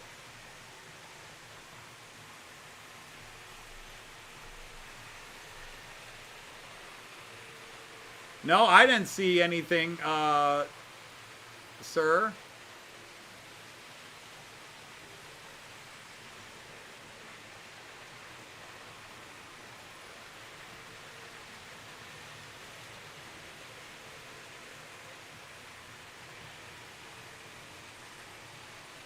But it's kind of cool. I now got enough tankers that I could run a relatively short tanker train. That little blue arl's at the end because it has a broken off coupler, so it had to go at the end.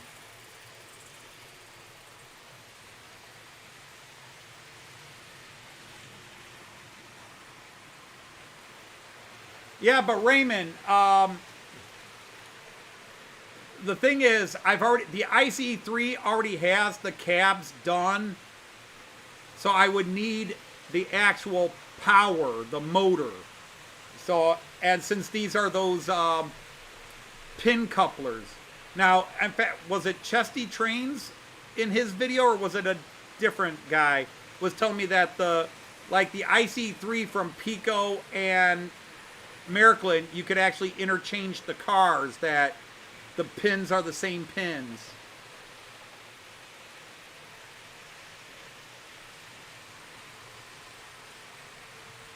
Yeah, but I would have to get an AC power car from Piko. I'd have to get it in AC version for Märklin. They're working on the viaduct while trains are working or still running. Yeah, Rick, he sells trains, and I've seen plenty of ICE3 sets. Some over expensive in my opinion. Like somebody was on the 37783, which is a 12-year-old set, and they wanted brand new price for it. And I thought, that has the more basic decoder in it, and they want the same price as the new the more recent release 37788 version, which has the more functions decoder in it, the MFX decoder in it. No. And then somebody else had a 37783 for about $300, which again, I hate the idea of buying a whole new train just to get that power car, especially right now.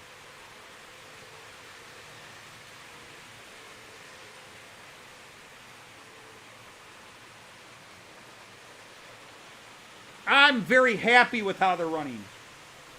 I don't know if impressed is the right word, because as long as I didn't screw up the upgrade, my attitude is they should run well. As long as I got the wires right, they should run well, because the motors are still the motors, the wheels are still the wheels, everything else about them is Märklin. Even the new decoder I put in is Märklin. And this is the basic. I forget what you call this type of motor. Raymond, Jean, and Aoife will tell you, but there are certain types of motors in these old Märklin models. And there's only one decoder you can put in them to make them digital without having to completely rebuild the motor. If you want to take out the motor and put in a rebuild motor, you can put any decoder in you want. But if you just want to make it digital to run on your system, it's actually, I don't want to say it's too easy. I mean, I had to have Jean Ricard walk me through the first two, and then I figured it out and did the last two. But he's still going to help me with another one because that one's just crazy.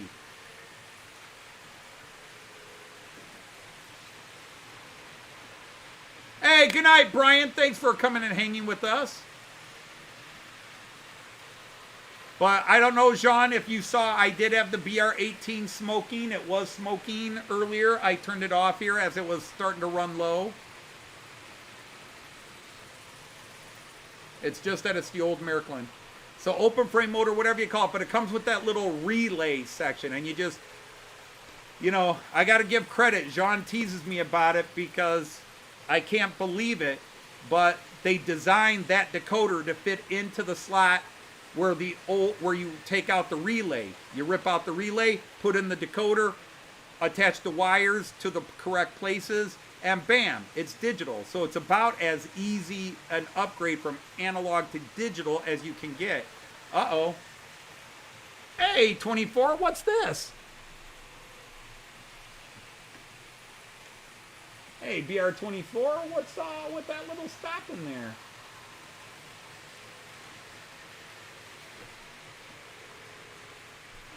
Hey, Ave Luma!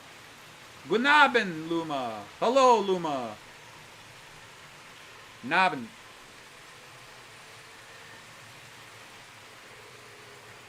All right, Sir David. Try to have a good day at work tomorrow. Thank you for coming and hanging out with us. Really appreciate it. And everybody check out David's channel. Check out Monsville's channel. Check out everybody's channel and join. Alstrom motor. That's the name I was looking for. Alstrom. So with these Alstrom motors, Märklin says use the 60906 decoder to upgrade it. But again, if you want to spend the extra $30, $25 to $30 and buy the motor rebuild kit, plus the newer decoders, which would be anywhere from $50 to $100. Go ahead, but I just buy the. I think these decoders cost me about 35 bucks. These 60906, I think I get them for about 35 bucks. It's like discounted down to 32 euros, so about 35 bucks I get them.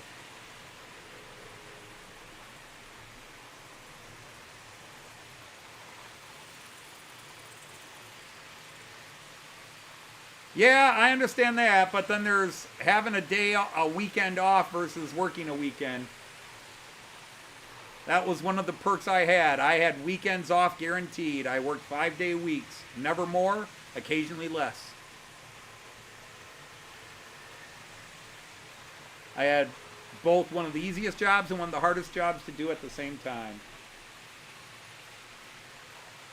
Teaching could be really hard. Teaching could be easy.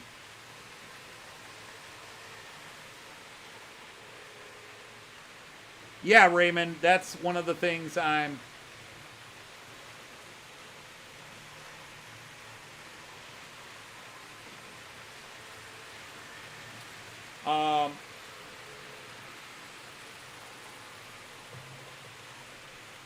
because I've got 3 or 4... I've got a few more. I got a few more that I have to buy. I've got 2 more 60906s.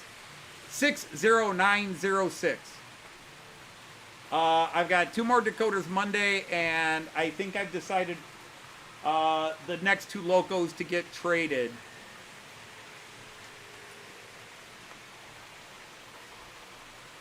Well, For all you on the phone, I apologize, but I'll put you on the multi-view for a second.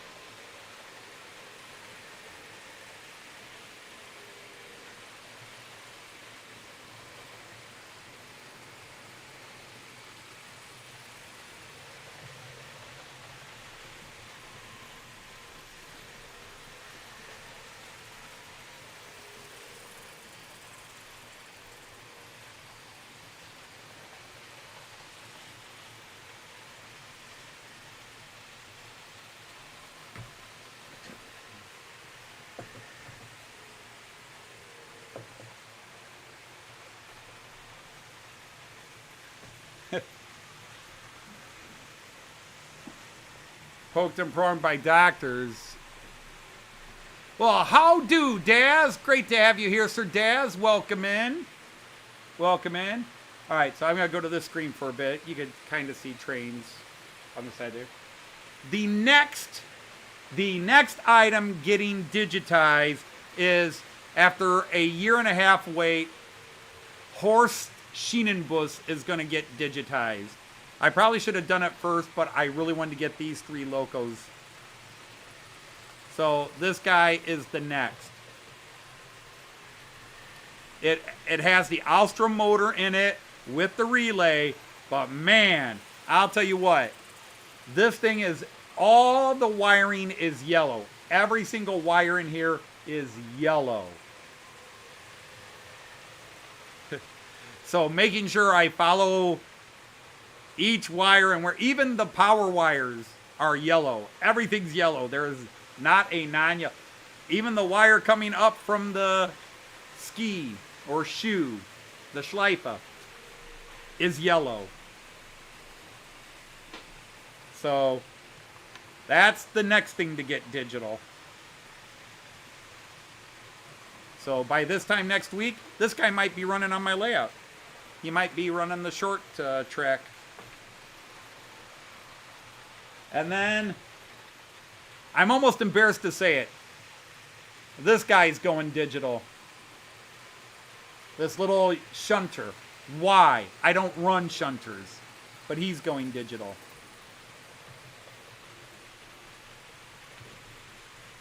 And then the third one, but I didn't buy a decoder for it yet, will be this one, the E41. This guy will go digital.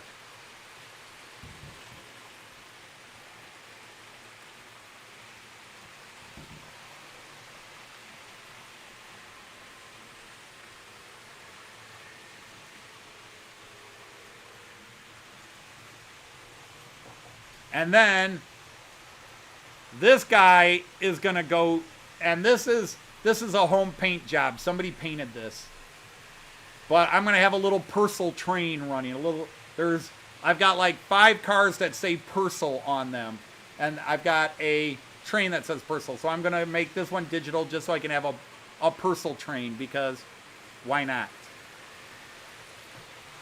And then, why not have 3 shunters? So this guy will go digital. And then that's it for the trains I'm going to make digital. I might give this one to Cayenne. I might make this one for Cayenne.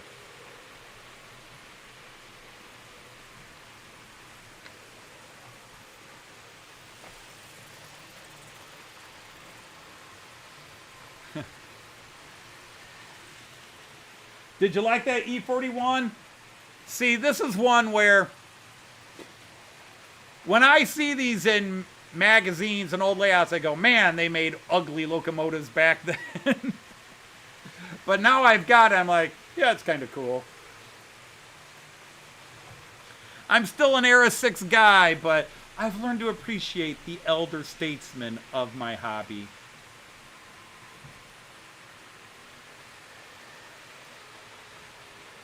Yeah, and I've got a crane train, Dirk. I have a crane train, so yeah, he can pull that. The problem is I literally do not do shunting.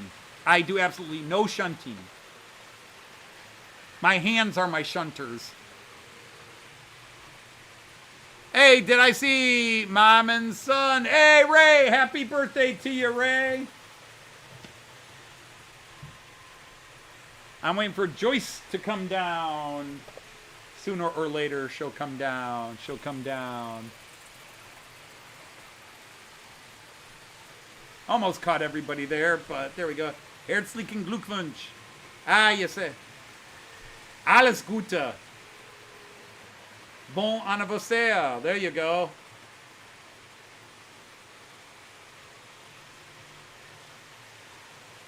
Herzlichen Glückwunsch means hearty good wishes. Hearty well wishes. Happy wishes. Lucky wishes. Herzlich is hearty. Strong.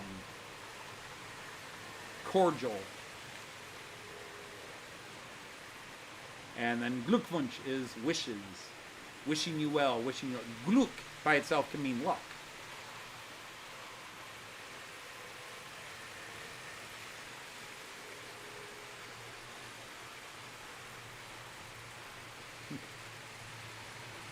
A race between a Mercedes and a BR-106. Well, Raymond, in all fairness, how many people sit around going, you know what I'd really like to see? I want to see a race between a Mercedes 300 SL and a Bulgarian 106 shunter. I mean, in all honesty, there's a lot of things that would be... It's the only movie because who asked for it?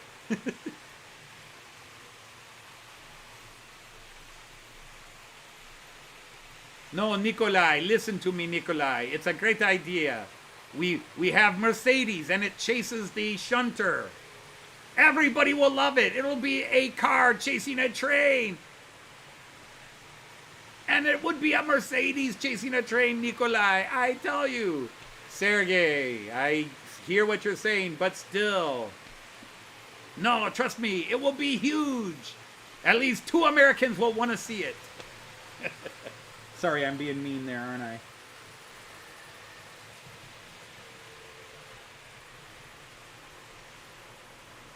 I think that 24 is getting a little tired.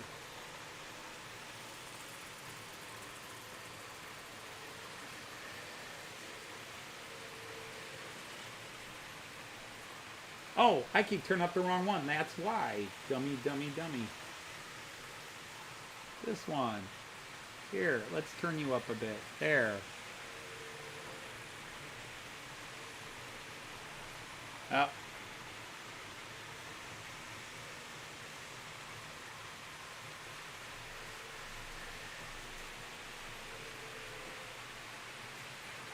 Feliz cumpleaños. I believe that's how you said happy birthday in Spanish. It's been 20-some years since I last said it. Feliz cumpleaños. Happy completion of a year.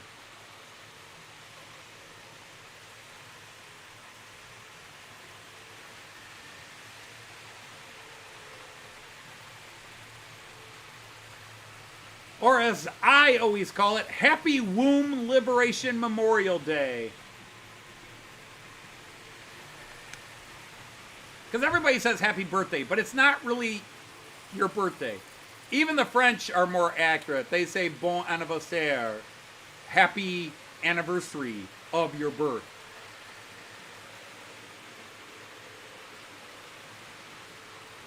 Indeed, it was cheap filming. The second Ghost Rider movie was shot out there.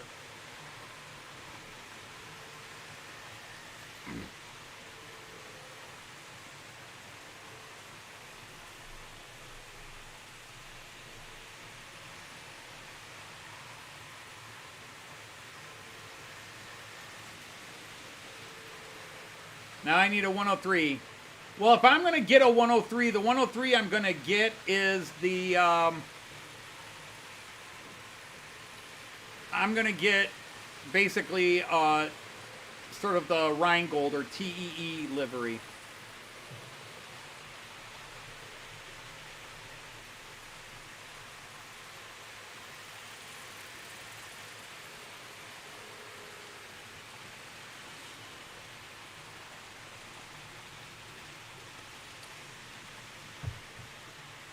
No, really, Sergey. We get the Mercedes, we get the train, and then we can get Dolph Lundgren for really cheap. And Jean-Claude Van Damme hasn't worked in a while. He'll do it for cheap. And then we get, who's the fat American karate guy? Steven Seagal. Yeah, we get him. We do it really cheap. We make the movie for, $300-400, and it goes straight to video, and we make money. I have a 181 too.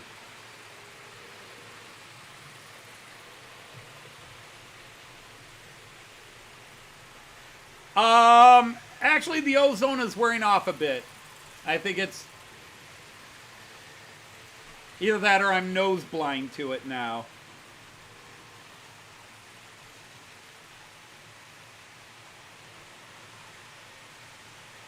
Here, we'll let everybody watch The Expanse.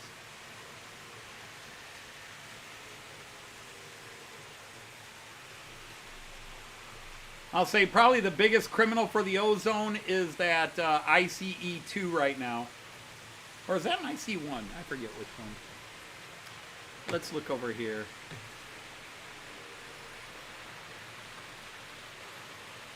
Yeah, it's an ICE1. The German flag is an ICE1.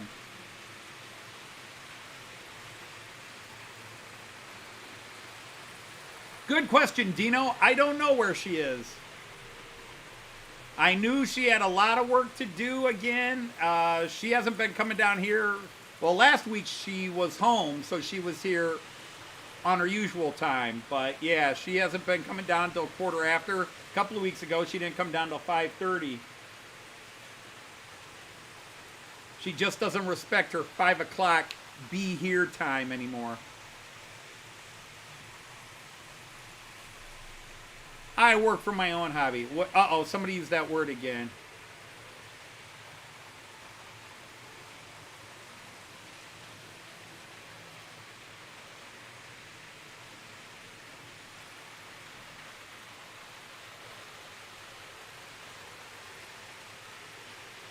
Yeah, most of those movie tough guys have some level of skill, but unlike Bruce Lee, who was legit, a lot of these guys, people forget when they watch those movies that it's all scripted for them. You know, even Clint Eastwood.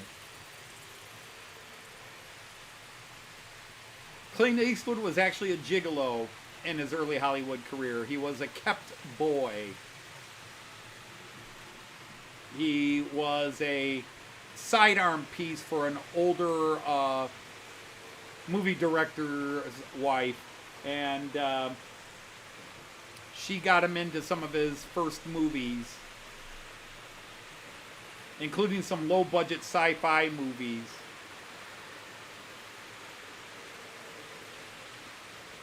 I like a lot of Clint Eastwood movies, but I find the man personally to be a little bit crazy and a little bit full of shit.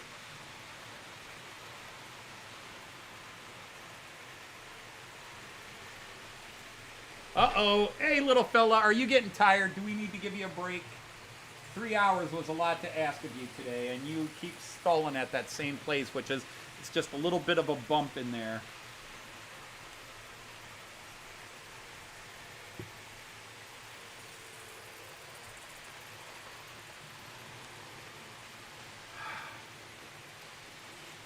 Oh, man, I am being just doubly stupid. Yep, I got it, Sean. See, the problem is I've meant to turn the speed up on him 3 times, and I've turned the speed up on 3 different locomotives and not him. Kind of an oopsie.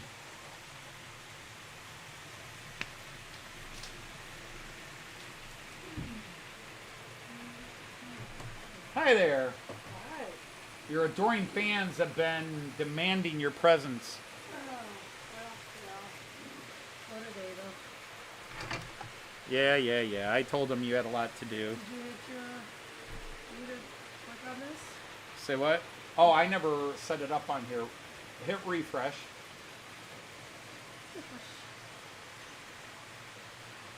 And now hit live. You missed it there, live. Yeah, you could have also hit that one live. But... Okay. All right, well, click it. I did. Not hard enough. Apparently not hard enough. Yeah, click that harder, woman. Okay. Don't forget, you're a standard moderator. Yeah, I know. Okay, well, let's get the right camera up here. Let's get the right camera. So, oh god. Oh, I had the right camera up. So it's not the, Not bad, other than for the Batman tilt. You're beautiful. thanks. There you go. Alright, and microphone. I already moved the microphone. Oh, you did? I'm sorry, I missed that. Okay, well, You're the one who set it there after I sat it there. Oh my god. Whoa, what What drug a you day. on, dear? And Okay, where can I get hello everybody. Hi Bailey, and hi Andrew. Hi Colin, hi Raymond, Zetter Fox. Hi Tom. some? Oh, he came back. Hi Carl. Zader said he was leaving. Gotcha. Hi Tom. Hi Andy. Oh, yikes, Hi, that's not Attila. good, Zader. I'm sorry. Hello Jean, thank you for the compliment. And Dino. How am I doing? It's probably a bad time to ask. Hey Chesty. Hi Steve. All right, so Lee's Hi, leaving. thanks, Lee. Tyan couldn't type for a bit, but the grass Tyan grabbed when you said maybe that train could be his. A train for me, a train at my house. Yippee! Yeah, he'll get some trains. Yeah, So I'm going to make this one digital. anyway, so hi Andy Marchwest. But then he needs Okay. a controller. Somebody was selling Mobile Station 2 black version, and the power pack. Normally, 130, 40 bucks. Wanted 50 bucks for it on eBay. Oh, okay. I was tempted You to don't. get it. Oh, you don't need another one, I don't think. I don't need another one, but if I wanted to get Cayenne going, it would be cheaper than buying the $150 set with all the track and everything too. But it would give them a loop of track. Yeah. But now, So- what were we doing? What were we doing? I was gonna do something, and I got. Oh yeah, it's this. We gotta do this real quick. All right, are you ready? Oh, we're gonna say hi to Kyan. Kyan! Cayenne! Hey, Cayenne! Opa loves you! And yes, someday this will be yours, okay? Yeah. Maybe I'll give it to Santa, and Santa will bring it to you for Christmas, or maybe for your birthday. Yeah. Get it, Opa. That's all. Live. 42 in, that's good. I'm one of them. That steam engine was cursed from the start. I'm sorry to hear that, Zader. Okay. Ooh, you're Yeah, up to this 50. one, I started running. Now, you remember you came down with me the other night when I was running this and saw how great it was running? Yeah. Yeah. Well, apparently, as it's wearing in, Yeah. now these wheels are all free rolling. I Right. thought I had damaged them, but about 15 minutes into the live stream, it's going along and these aren't spinning. Apparently, it's sliding along the track because it doesn't have enough weight on here to push it down. Ah, you gotta add a weight So to with it. that, with the, yeah, I've got to put some weight inside of here so it can Okay. work on that. Otherwise, I really can't run it on there because over time, Yeah. if it skates along this, it can damage the track or these sure, wheels. Sure. That makes But sense. it was kind of spinning and then not spinning, kind of spinning, not spinning. So that was kind So of sad. Andrew won a 'cause I really prize wanted to- last night. Great. Whatever that prize was. Who, what? Zetter says that steam engine was cursed from the start. Yeah, he was talking about working on it. Gotcha, okay. Gotcha. Andrew, what So- prize did you win? Yeah, what did you win? And I was looking at the moon last night. I didn't see you go over it. What time was this? Well, your course, you're timing's 4 hours different. ahead of Yeah, I us was gonna right say, now. they're ahead of us. So. Now we catch up this weekend, right? That's right. Yeah, Sunday. Yeah, we turn the clocks back on Sunday. Oh, Because golly. now, by the way, Oh, Andrew says you'll see it in his next video, so he's not telling you. okay, see it in your next video. Cool. Hi, Leslie. Tomorrow's Wacky Weekend Light, I have set it up to start a little later than normal. I've set it up for 8:15, but it might be even later because somebody's family decided to, let's all go out to dinner again. And as usual, they put it on when It does not take I'm that long. doing something. You'll be back probably before 8. Honey, last time we went out to eat at 6:30, we didn't get served our food till 7:30. Okay. I don't know. Yeah. I am wiped out. That's why I keep nagging your family to do it earlier. Yeah, well, Or to do it on a day of the week that isn't when I have something. They go to good. church at 5. That's what it is. Well, then we could go out to eat on Thursdays when they're not going to church. Unless they're Seventh-day Adventists. I think that 24 is getting a little tired after 3 hours. Oh, yeah. It's getting sleepy. Oh, look at that. The Löwenbräu cars. Löwenbräu, right? Indeed. And then the Hofleimlichen and HP. Very cool. But yeah, I understood, Andrew. Yeah, everything but the BR50. The BR50 is herb or horse stuff. Right. I have mostly herbs, almost all herb stuff, but like that there, that is horsed. Okay. And then the baggage car. Yeah. Not that one. The baggage car on these. this. Okay. That dining car and that baggage car are from herb. Or Okay. from horse, I mean. Yeah, horse and herb. Horse and herb. I forget the speed.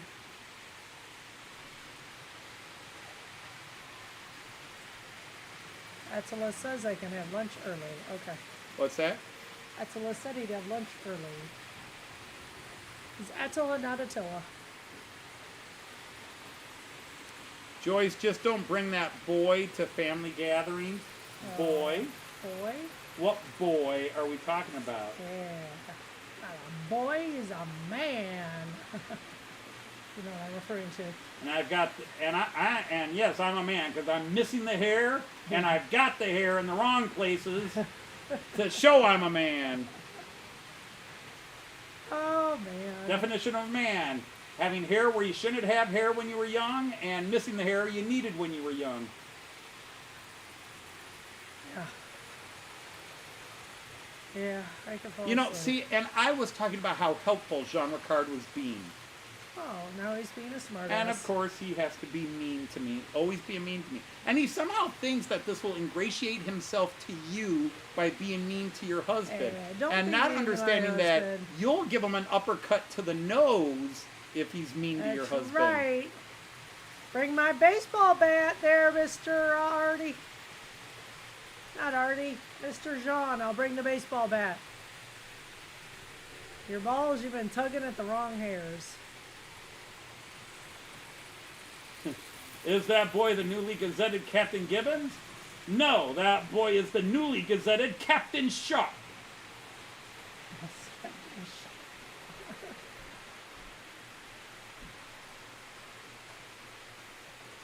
Once I saw the opportunity to make an inappropriate comment, I immediately set about making that comment. That's my style, sir. The boy who is so unsatisfied. What boy is unsatisfied? You know, let me Google it. What boy is unsatisfied? Yeah. It'd be a Dutch story. Get my book back out. A Danish. A Danish. Right. Golly, that confusing. Yeah, they're all Have to Germanic. get my book out.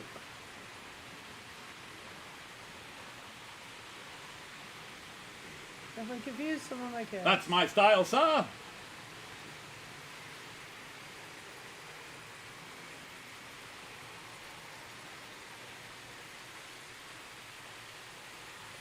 The bat that is. Looking forward to me. Hit you in the head, John. You better behave. Who's to blame for that bad joke? The blame is Major Lennox. He should answer, sir. Major Lennox answered with his life, as you should have, sir, if you had a solitary ounce of honor. Hey, Andy. Well, hello, Andy Dobson. Sir Andy of Dobson, welcome in. Yeah, Jean loves a little bit of hard discipline. Makes you wonder at times. Yeah. I'm sure that we're going to find the secret room at his house. We might. Well, we have a lot to talk about.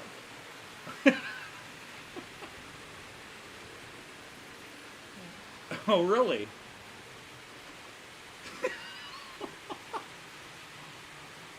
You know, you roll those eyes for everybody to see in two different cameras. Indeed. The boy that complained about having to go to family gatherings. Well, technically, I don't have to. I'm just nice and do it. And it's steak, so what can you say? And it's steak. I suggested Applebee's, but it got shot You got a down. Scottish joke. Got a Scottish joke? All right, Andy. Got my new Knights of the Rhomboid table mug from Poland. I ordered this a month ago, and it just arrived from Poland. I didn't know tea was subletting cross-continent.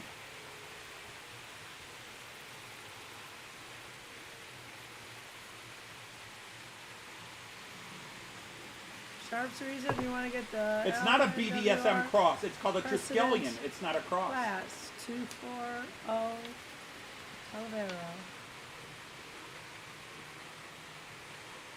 Sharp is the reason you want to get the LNWR, London Northwestern Railway, precedent class 240. Oh, right, because that's the battle, right. That's the battle they fight in season 1. I wasn't bitching about it. I was bitching about that they consistently schedule things when I have things to do. They always make sure their schedules, well, we can do it here, here, here, and here. And then it's like they go, what has Tony got scheduled? Oh, he's doing this? Bam. Let's schedule it then. Oh, Dino says his Knights t-shirt still hasn't arrived. Yeah, neither is mine, Dino. They Sure, must be he coming ordered- from Mars or something like He ordered that. one for me too, and yeah, we haven't seen it. I've got 2 t-shirts coming, and neither have arrived. They're still in the printing phase. Bob and Taylor's making them. She makes yours now? Well, I didn't know that, but I'm happy with it. I think it looks great. Goes with the shirt. Yeah. Well, I could've Knights of the gotten our Rhomboid daughter to table, do it, our but- host is quite unstable. He runs his trains and talks insane.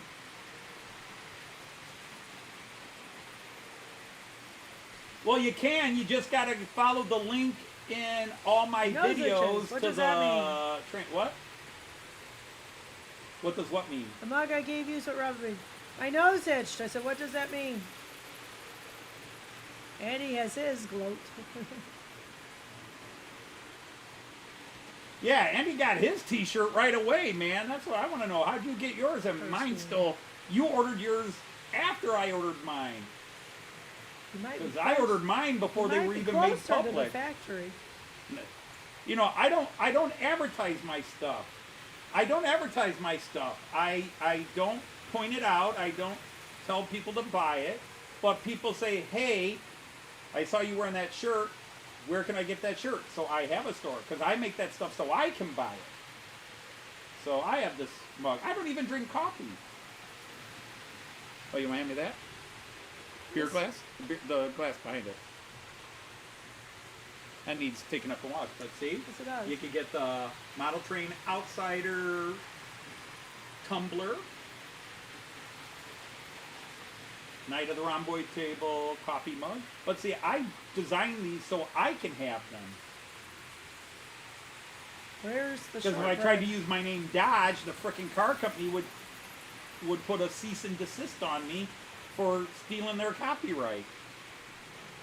It's like, bitches, I'm more closely related to the car company than you are. Just because you are the car company, there's not a Dodge related to it. We're the shortbread. 20th of September. Wow, and it's November. Yeah, I ordered mine September 16th. September 16th, Dino. Figuring that was plenty of time, over 3 weeks, 3.5 weeks to get it in for Gets. Fortunately, the hoodie came in, and I got to wear the hoodie for Gets. I did not wear... Well, I don't have a... no, I've got a Model Train Outsider hoodie, don't I? Hey, picture of all, I Do I have a Model Train Outsider hoodie? I've got the 2 Dodge Boys, the Australia, the Pretty Donald sure you Dad. do. I don't think I have a Model Train Outsider hoodie. Oh, well, I'll have to I think look. I've got long sleeve. I've got 2 long sleeve T-shirts and 2 short sleeve T-shirts, and then I've got 2 Matt Clark T-shirts.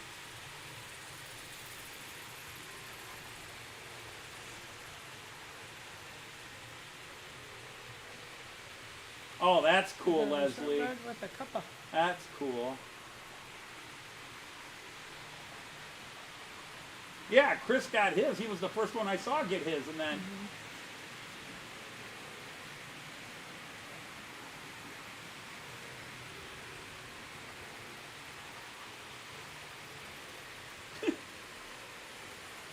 You're getting sleepy. Sleepy. Yeah. You better stay awake. Why? Because Oh, God. tonight's our bath night, too. Yeah. You just need a nap. What are we doing for dinner tonight? I don't know. It sounds good. A lot of things. Bacon steak, steak and shake, Jets pizza.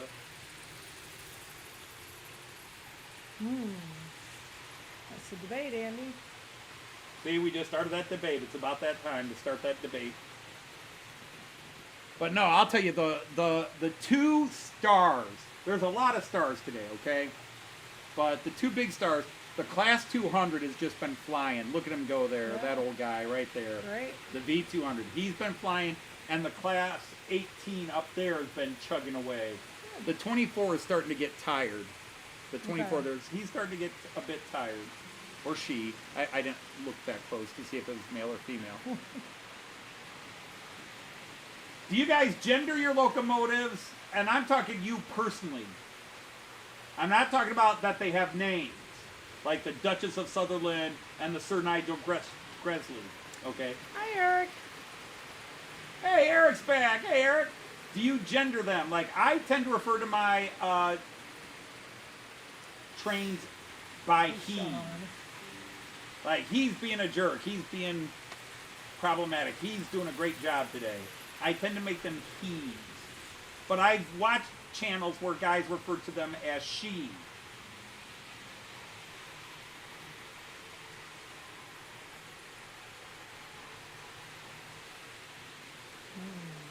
What do you do? That's anything you want. Yes, I guess so. B when it doesn't work. You son of a bitch! Yeah, oh yeah. Bologna and beans on toast. Beans on toast, I know. Bologna and beans? Hadn't heard that one.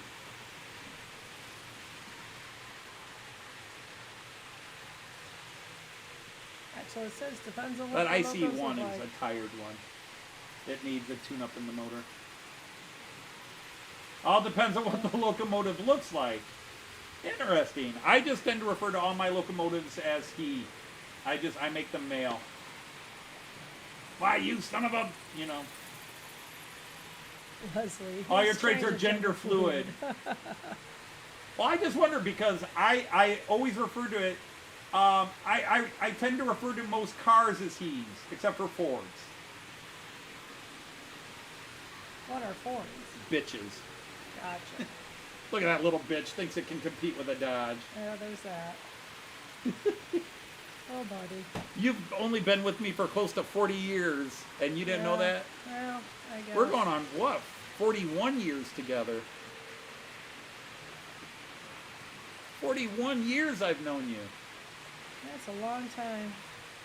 In fact, it was 41 years ago yesterday we first saw each other in the same room. Yeah. And tell everybody. Now, this is before our first date. We actually wound up A little being, interaction, yes. we were at a party. We did not know each Mutual other. friend. We were not dating. Thank you, Andy. It was a... I'm a tired 21 looking. I do not look 21. I look 21 with about 40 years experience. But We just happened to be at the same party. Common friend. And sort of a, I wouldn't say a mutual friend, because you weren't really friends with her, were you? She was in our circle. Sabina was? Mm-hmm. Really? Okay. Sabina was in your circle. I didn't think she was. We didn't know she was quite the See, way she was. Sabina was in Joyce's circle, and I was chasing Sabina and failing at the time because I didn't have enough money. Sabina liked boys with money.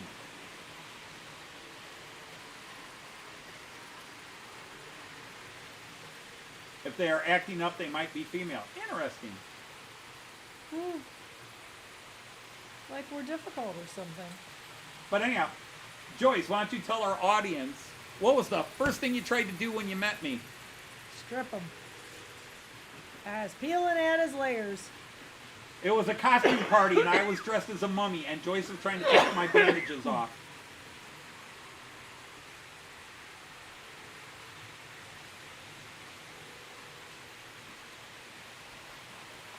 Dodge Dart. Well, I'm a Charger man myself, but we'll take Dodge Dart. Even though new, well, it's not new anymore. It's no longer made. 2012 to 2019, I think it ran. The little Dodge Dart. That thing had more get up and go than any midsize Korean or Japanese car. It won so many awards, and Dodge, actually Fiat, discontinued it, and I'm still pissed I about it. think I can order jets online. What? I can order jets online. We can order Jets if you want to do Jets pizza. Of course, Liz will complain we didn't get her anything, but We fed her all week, I know. I know we haven't fed her all week. Don't care. But if Jets sounds good to you, we can get a Jets pizza. Probably sounds better than the other ones. Sounds better than the other ideas. Okay. They come fully cooked. And they come fully cooked. You went window car shopping yesterday, saw an SS Commodore and a new Mustang. Yeah, cars yeah. are insane. Yeah. I bought one new car in my life. Well, technically two. But even then, they were still kind of used. The Dart is the only car I bought new. That 2012 Dart. That was the only car I ever bought new, and that's because they gave it to us for a much lower price. Because we were trying to order another car, and they couldn't get it in.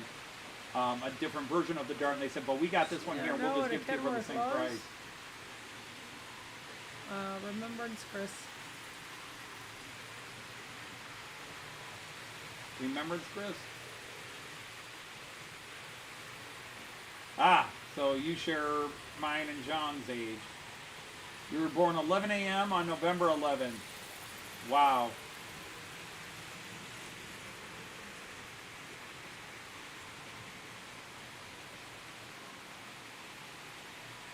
I was born something like 6 or 7 in the morning on December 19th.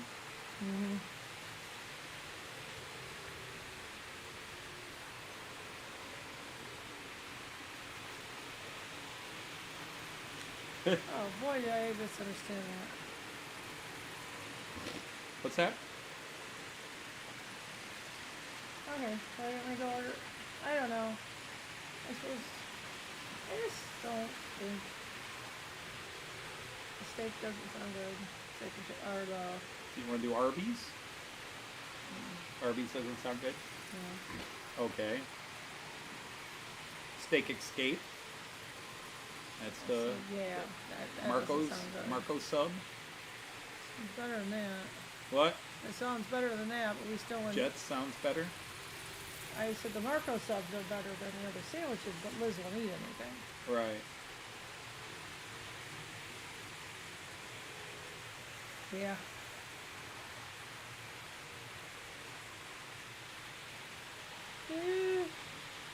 Ryan was pretty reluctant to come out. Yeah, Kyan was reluctant to come out. He was a day later than planned. He was supposed to have been born on my birthday. I think Lynn held him in.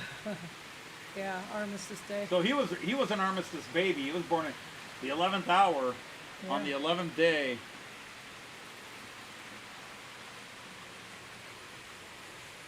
It always sucks having your birthday on a holiday to a degree. Now, my sister Tina, the oldest of all of us, my siblings and I, she was the eldest. She was born Christmas Day. And people used to always say it must have sucked. But we always made sure we celebrate her birthday, and she did get a gift. Hello, TTL. She got a gift that was birthday wrapping. Shot your eye out. Adieu, bonne nuit, à bientôt. Okay, he's saying goodbye. Au revoir. Au revoir. Au revoir.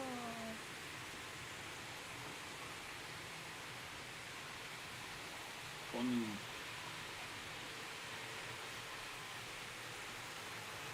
I was born the week before Christmas. My problem was my mom would often do all the Christmas shopping early, and then when my birthday came around, she didn't have anything for me. And so I would either get one of my few Christmas presents wrapped as a birthday present.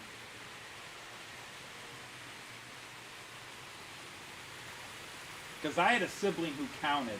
They got 5 gifts and I got 3. That's not right. Your gifts cost more. Joyce, we explained to our kids early on, Santa gave equal value. So one might have 4 gifts and one might have 5, but the one that had 4 gifts has a gift that's more valuable than equals 2 gifts. Yeah.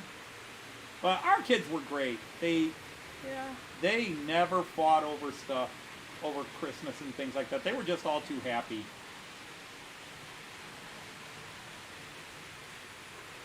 Our kids really were good kids. Yeah. Oh yeah, they still are.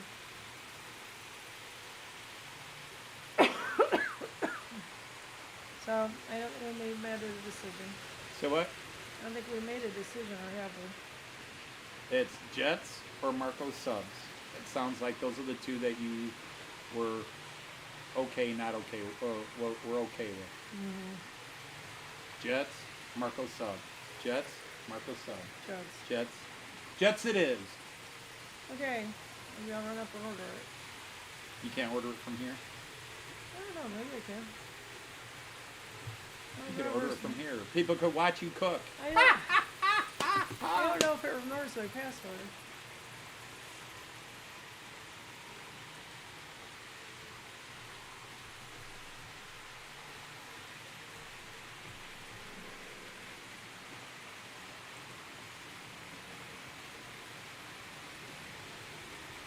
Uber Jets.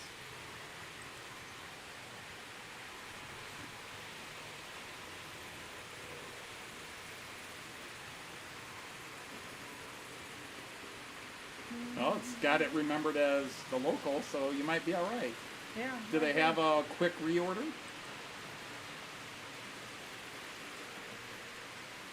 Go to order online, because it's already got you listed. Yeah, it does.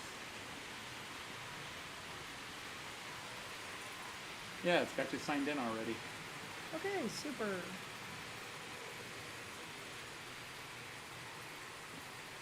Those are hot deals. We don't want a Pepsi. Oh, if they had a Pepsi, cherry Pepsi, I'd go for it. Well, let's look first.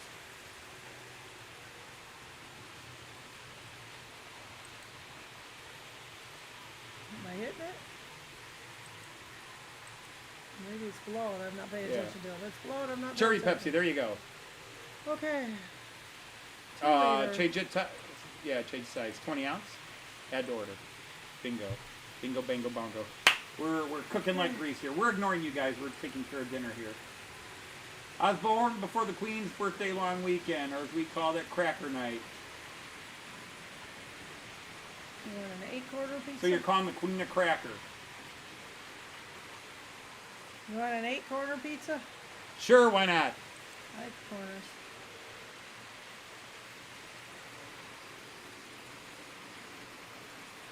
Yikes, Daz. Was your mama groupie? Maybe there's something there. So If you start me up, I never stop. You want pepperoni? It's the first one. I know. Oh gosh, I missed it.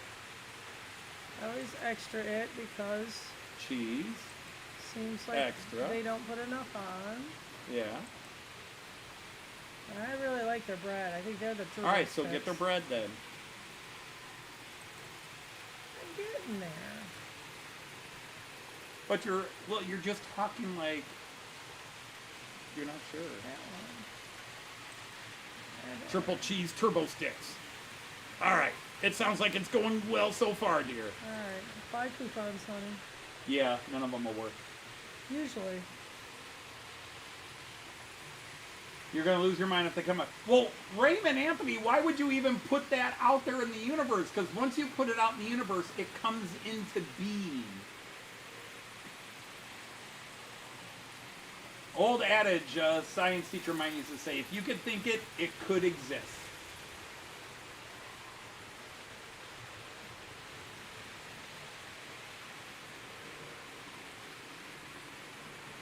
Some girls. I agree with everything you just said there, Chris. I'm not a huge Stones fan, but I respect them. I have some Stones songs I love.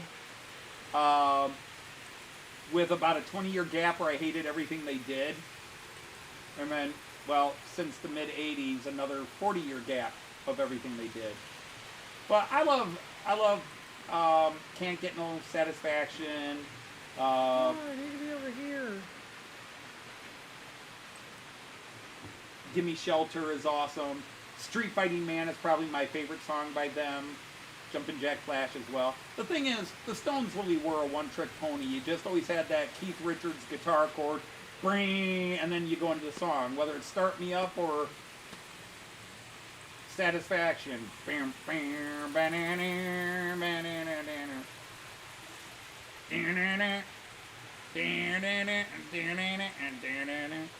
Have we done a Stones song as a parody? I don't think we have. You wrote one. Oh, right. We did Give Me Shelter, but we never released it. There's a couple lines in it I thought were just a little too meh. Tom Couples, thanks, Anthony. What did I do? Okay, one thing I do need. What? I need the card. Oh, it doesn't have it saved? Oh, you may have changed it. I don't have mine on me either.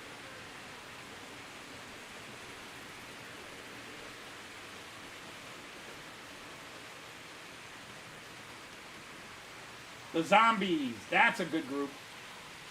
Sadly, their best album and their best hit, they had broken up. Time of the Season is one of my favorite songs from the 60s, regardless of who. Ronnie Wood is wasted on that bloody band. That's an interesting take. I mean, I do like Start Me Up, but yeah, for the most part, I think the Stones are... The Stones always hit me as a bit fake. They were a bunch of upper middle class, upper class boys trying to act like they were hard boys. They were always a little bit what the Canadians would call posers. Your car is dead. Oh no. Yeah, that's not good.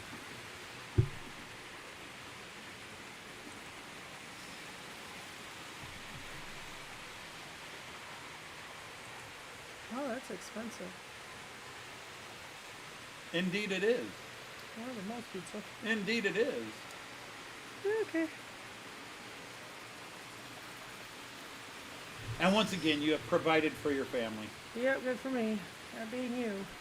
6:38. Estimated 6:38, which means what, 6:15, 6:20? Yeah, probably. They're always early. No, Pizza Hut is the ones that are really bad. They'll tell you it'll be there. Pizza Hut will tell us it'll be there in 45 minutes. 15 minutes later, it's on our doorstep. Of course, we have to take another 20 minutes and finish cooking it. Randall! Randall says hello, Joyce. Hi, Randall. Joyce is in La La Land. She just got finished cooking dinner and she's tired. Right. Really, it's catching up. You've had a long week. No, I'm saying the computer's catching up. The chat is catching up. Oh, okay. It was too fast for me to... Too fast for me to catch up. Just a few things, I think. If anybody want to know the difference between the Beatles and the Stones, don't listen to me. Go to Lemmy Kilmister of Motorhead. Find his video where he talks about the difference between the Beatles and the Stones. He puts it where it is. He says it the way it is.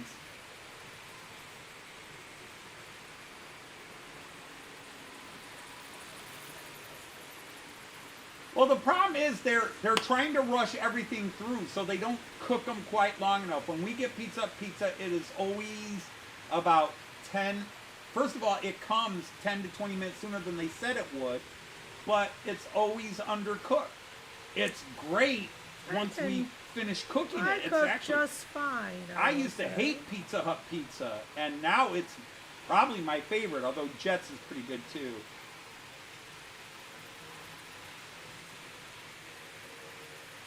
Oh, your car broke down too? Ah, Randall, I'm sorry to hear that. Oh, golly. Eric and Randall, car issues. Lord knows we've been there. Yeah, we sure have. And now that we're not there, my kids are there. Yeah, and our car broke down in the middle of nowhere, and it's 1 a.m. in the morning.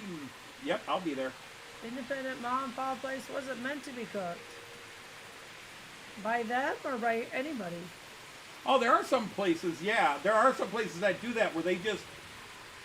Like, there is a famous Chicago place, and we keep talking about doing it, but we never have. Yeah. They're deep dish pizzas. They now will sell them to you in a refrigerated thing. It's expensive, but they sell it to you uncooked, and then you get it and cook it.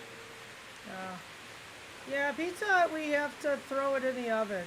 But pizza, when we order pizza, we turn the oven on because it needs an additional 10 minutes or whatever of cooking. I usually do about 8, yeah. Yeah, 8 minutes. Yep. Oh, Cece's Pizza. We had one in Toledo. I don't think we ever went to it. Yeah, I don't know if we did either. We didn't go. We had too many good pizza places in Toledo. There was Jim's Greek Pizza. We had Godfather's. And then we had Domino's, the pizza chain, but we had the famous mafia Italian restaurant Dominic's. And Dominic's made good pizza. Sure. You know, you got to make your pizza right for those mafia bosses. Otherwise, you're not making pizza very long. That's right. I want you to make me a pizza I can't refuse. So you have more people hanging on today because it's earlier, huh? Indeed, maybe so. Although we didn't get the big crowds we've had the last two. You know, we went over 60 last week, and we've been over 50 the last 2 or 3. Today was not that many. Well, if you haven't hit the like button, please hit the like button. Ooh, that was a rushed Daisy. Was it? We need Daisy to sound a little more. I thought she was pretty chilled relaxed. and sultry. She says the like button is such good reinforcement for Anthony.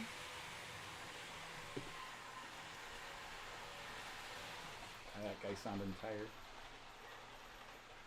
And the downstairs guy. He's supposed to come these guys downstairs. The downstairs guys. Excuse me, I'll go downstairs. He walks. Yeah, I get my hair done tomorrow. Oh, that's right. And then dinner.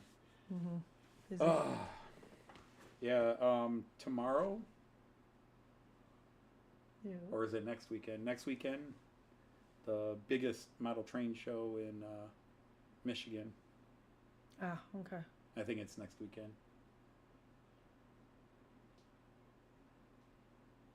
Well, Monsville, it's super early where you are. You were up late. You were in somebody else's stream earlier, and I was like, wow, you're up late. And then you were in here, and it's like, wow, you're up early. Wow. And this one, I'm just... All right, gotta go. Well, we're kind of wrapping it up here. We've got about a minute and a half, but we've already turned the trains off. I've got to work on this. All right, see you, Justy. Take care, Dirk.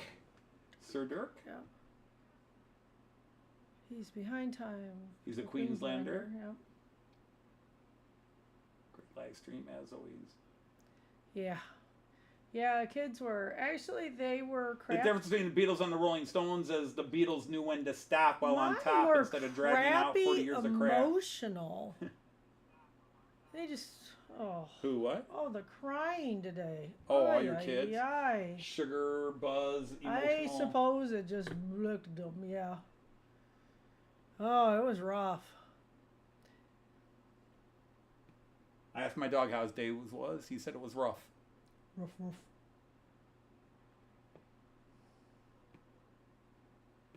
said, what would you like me to put on your doghouse? He said, roof. Your dog can talk.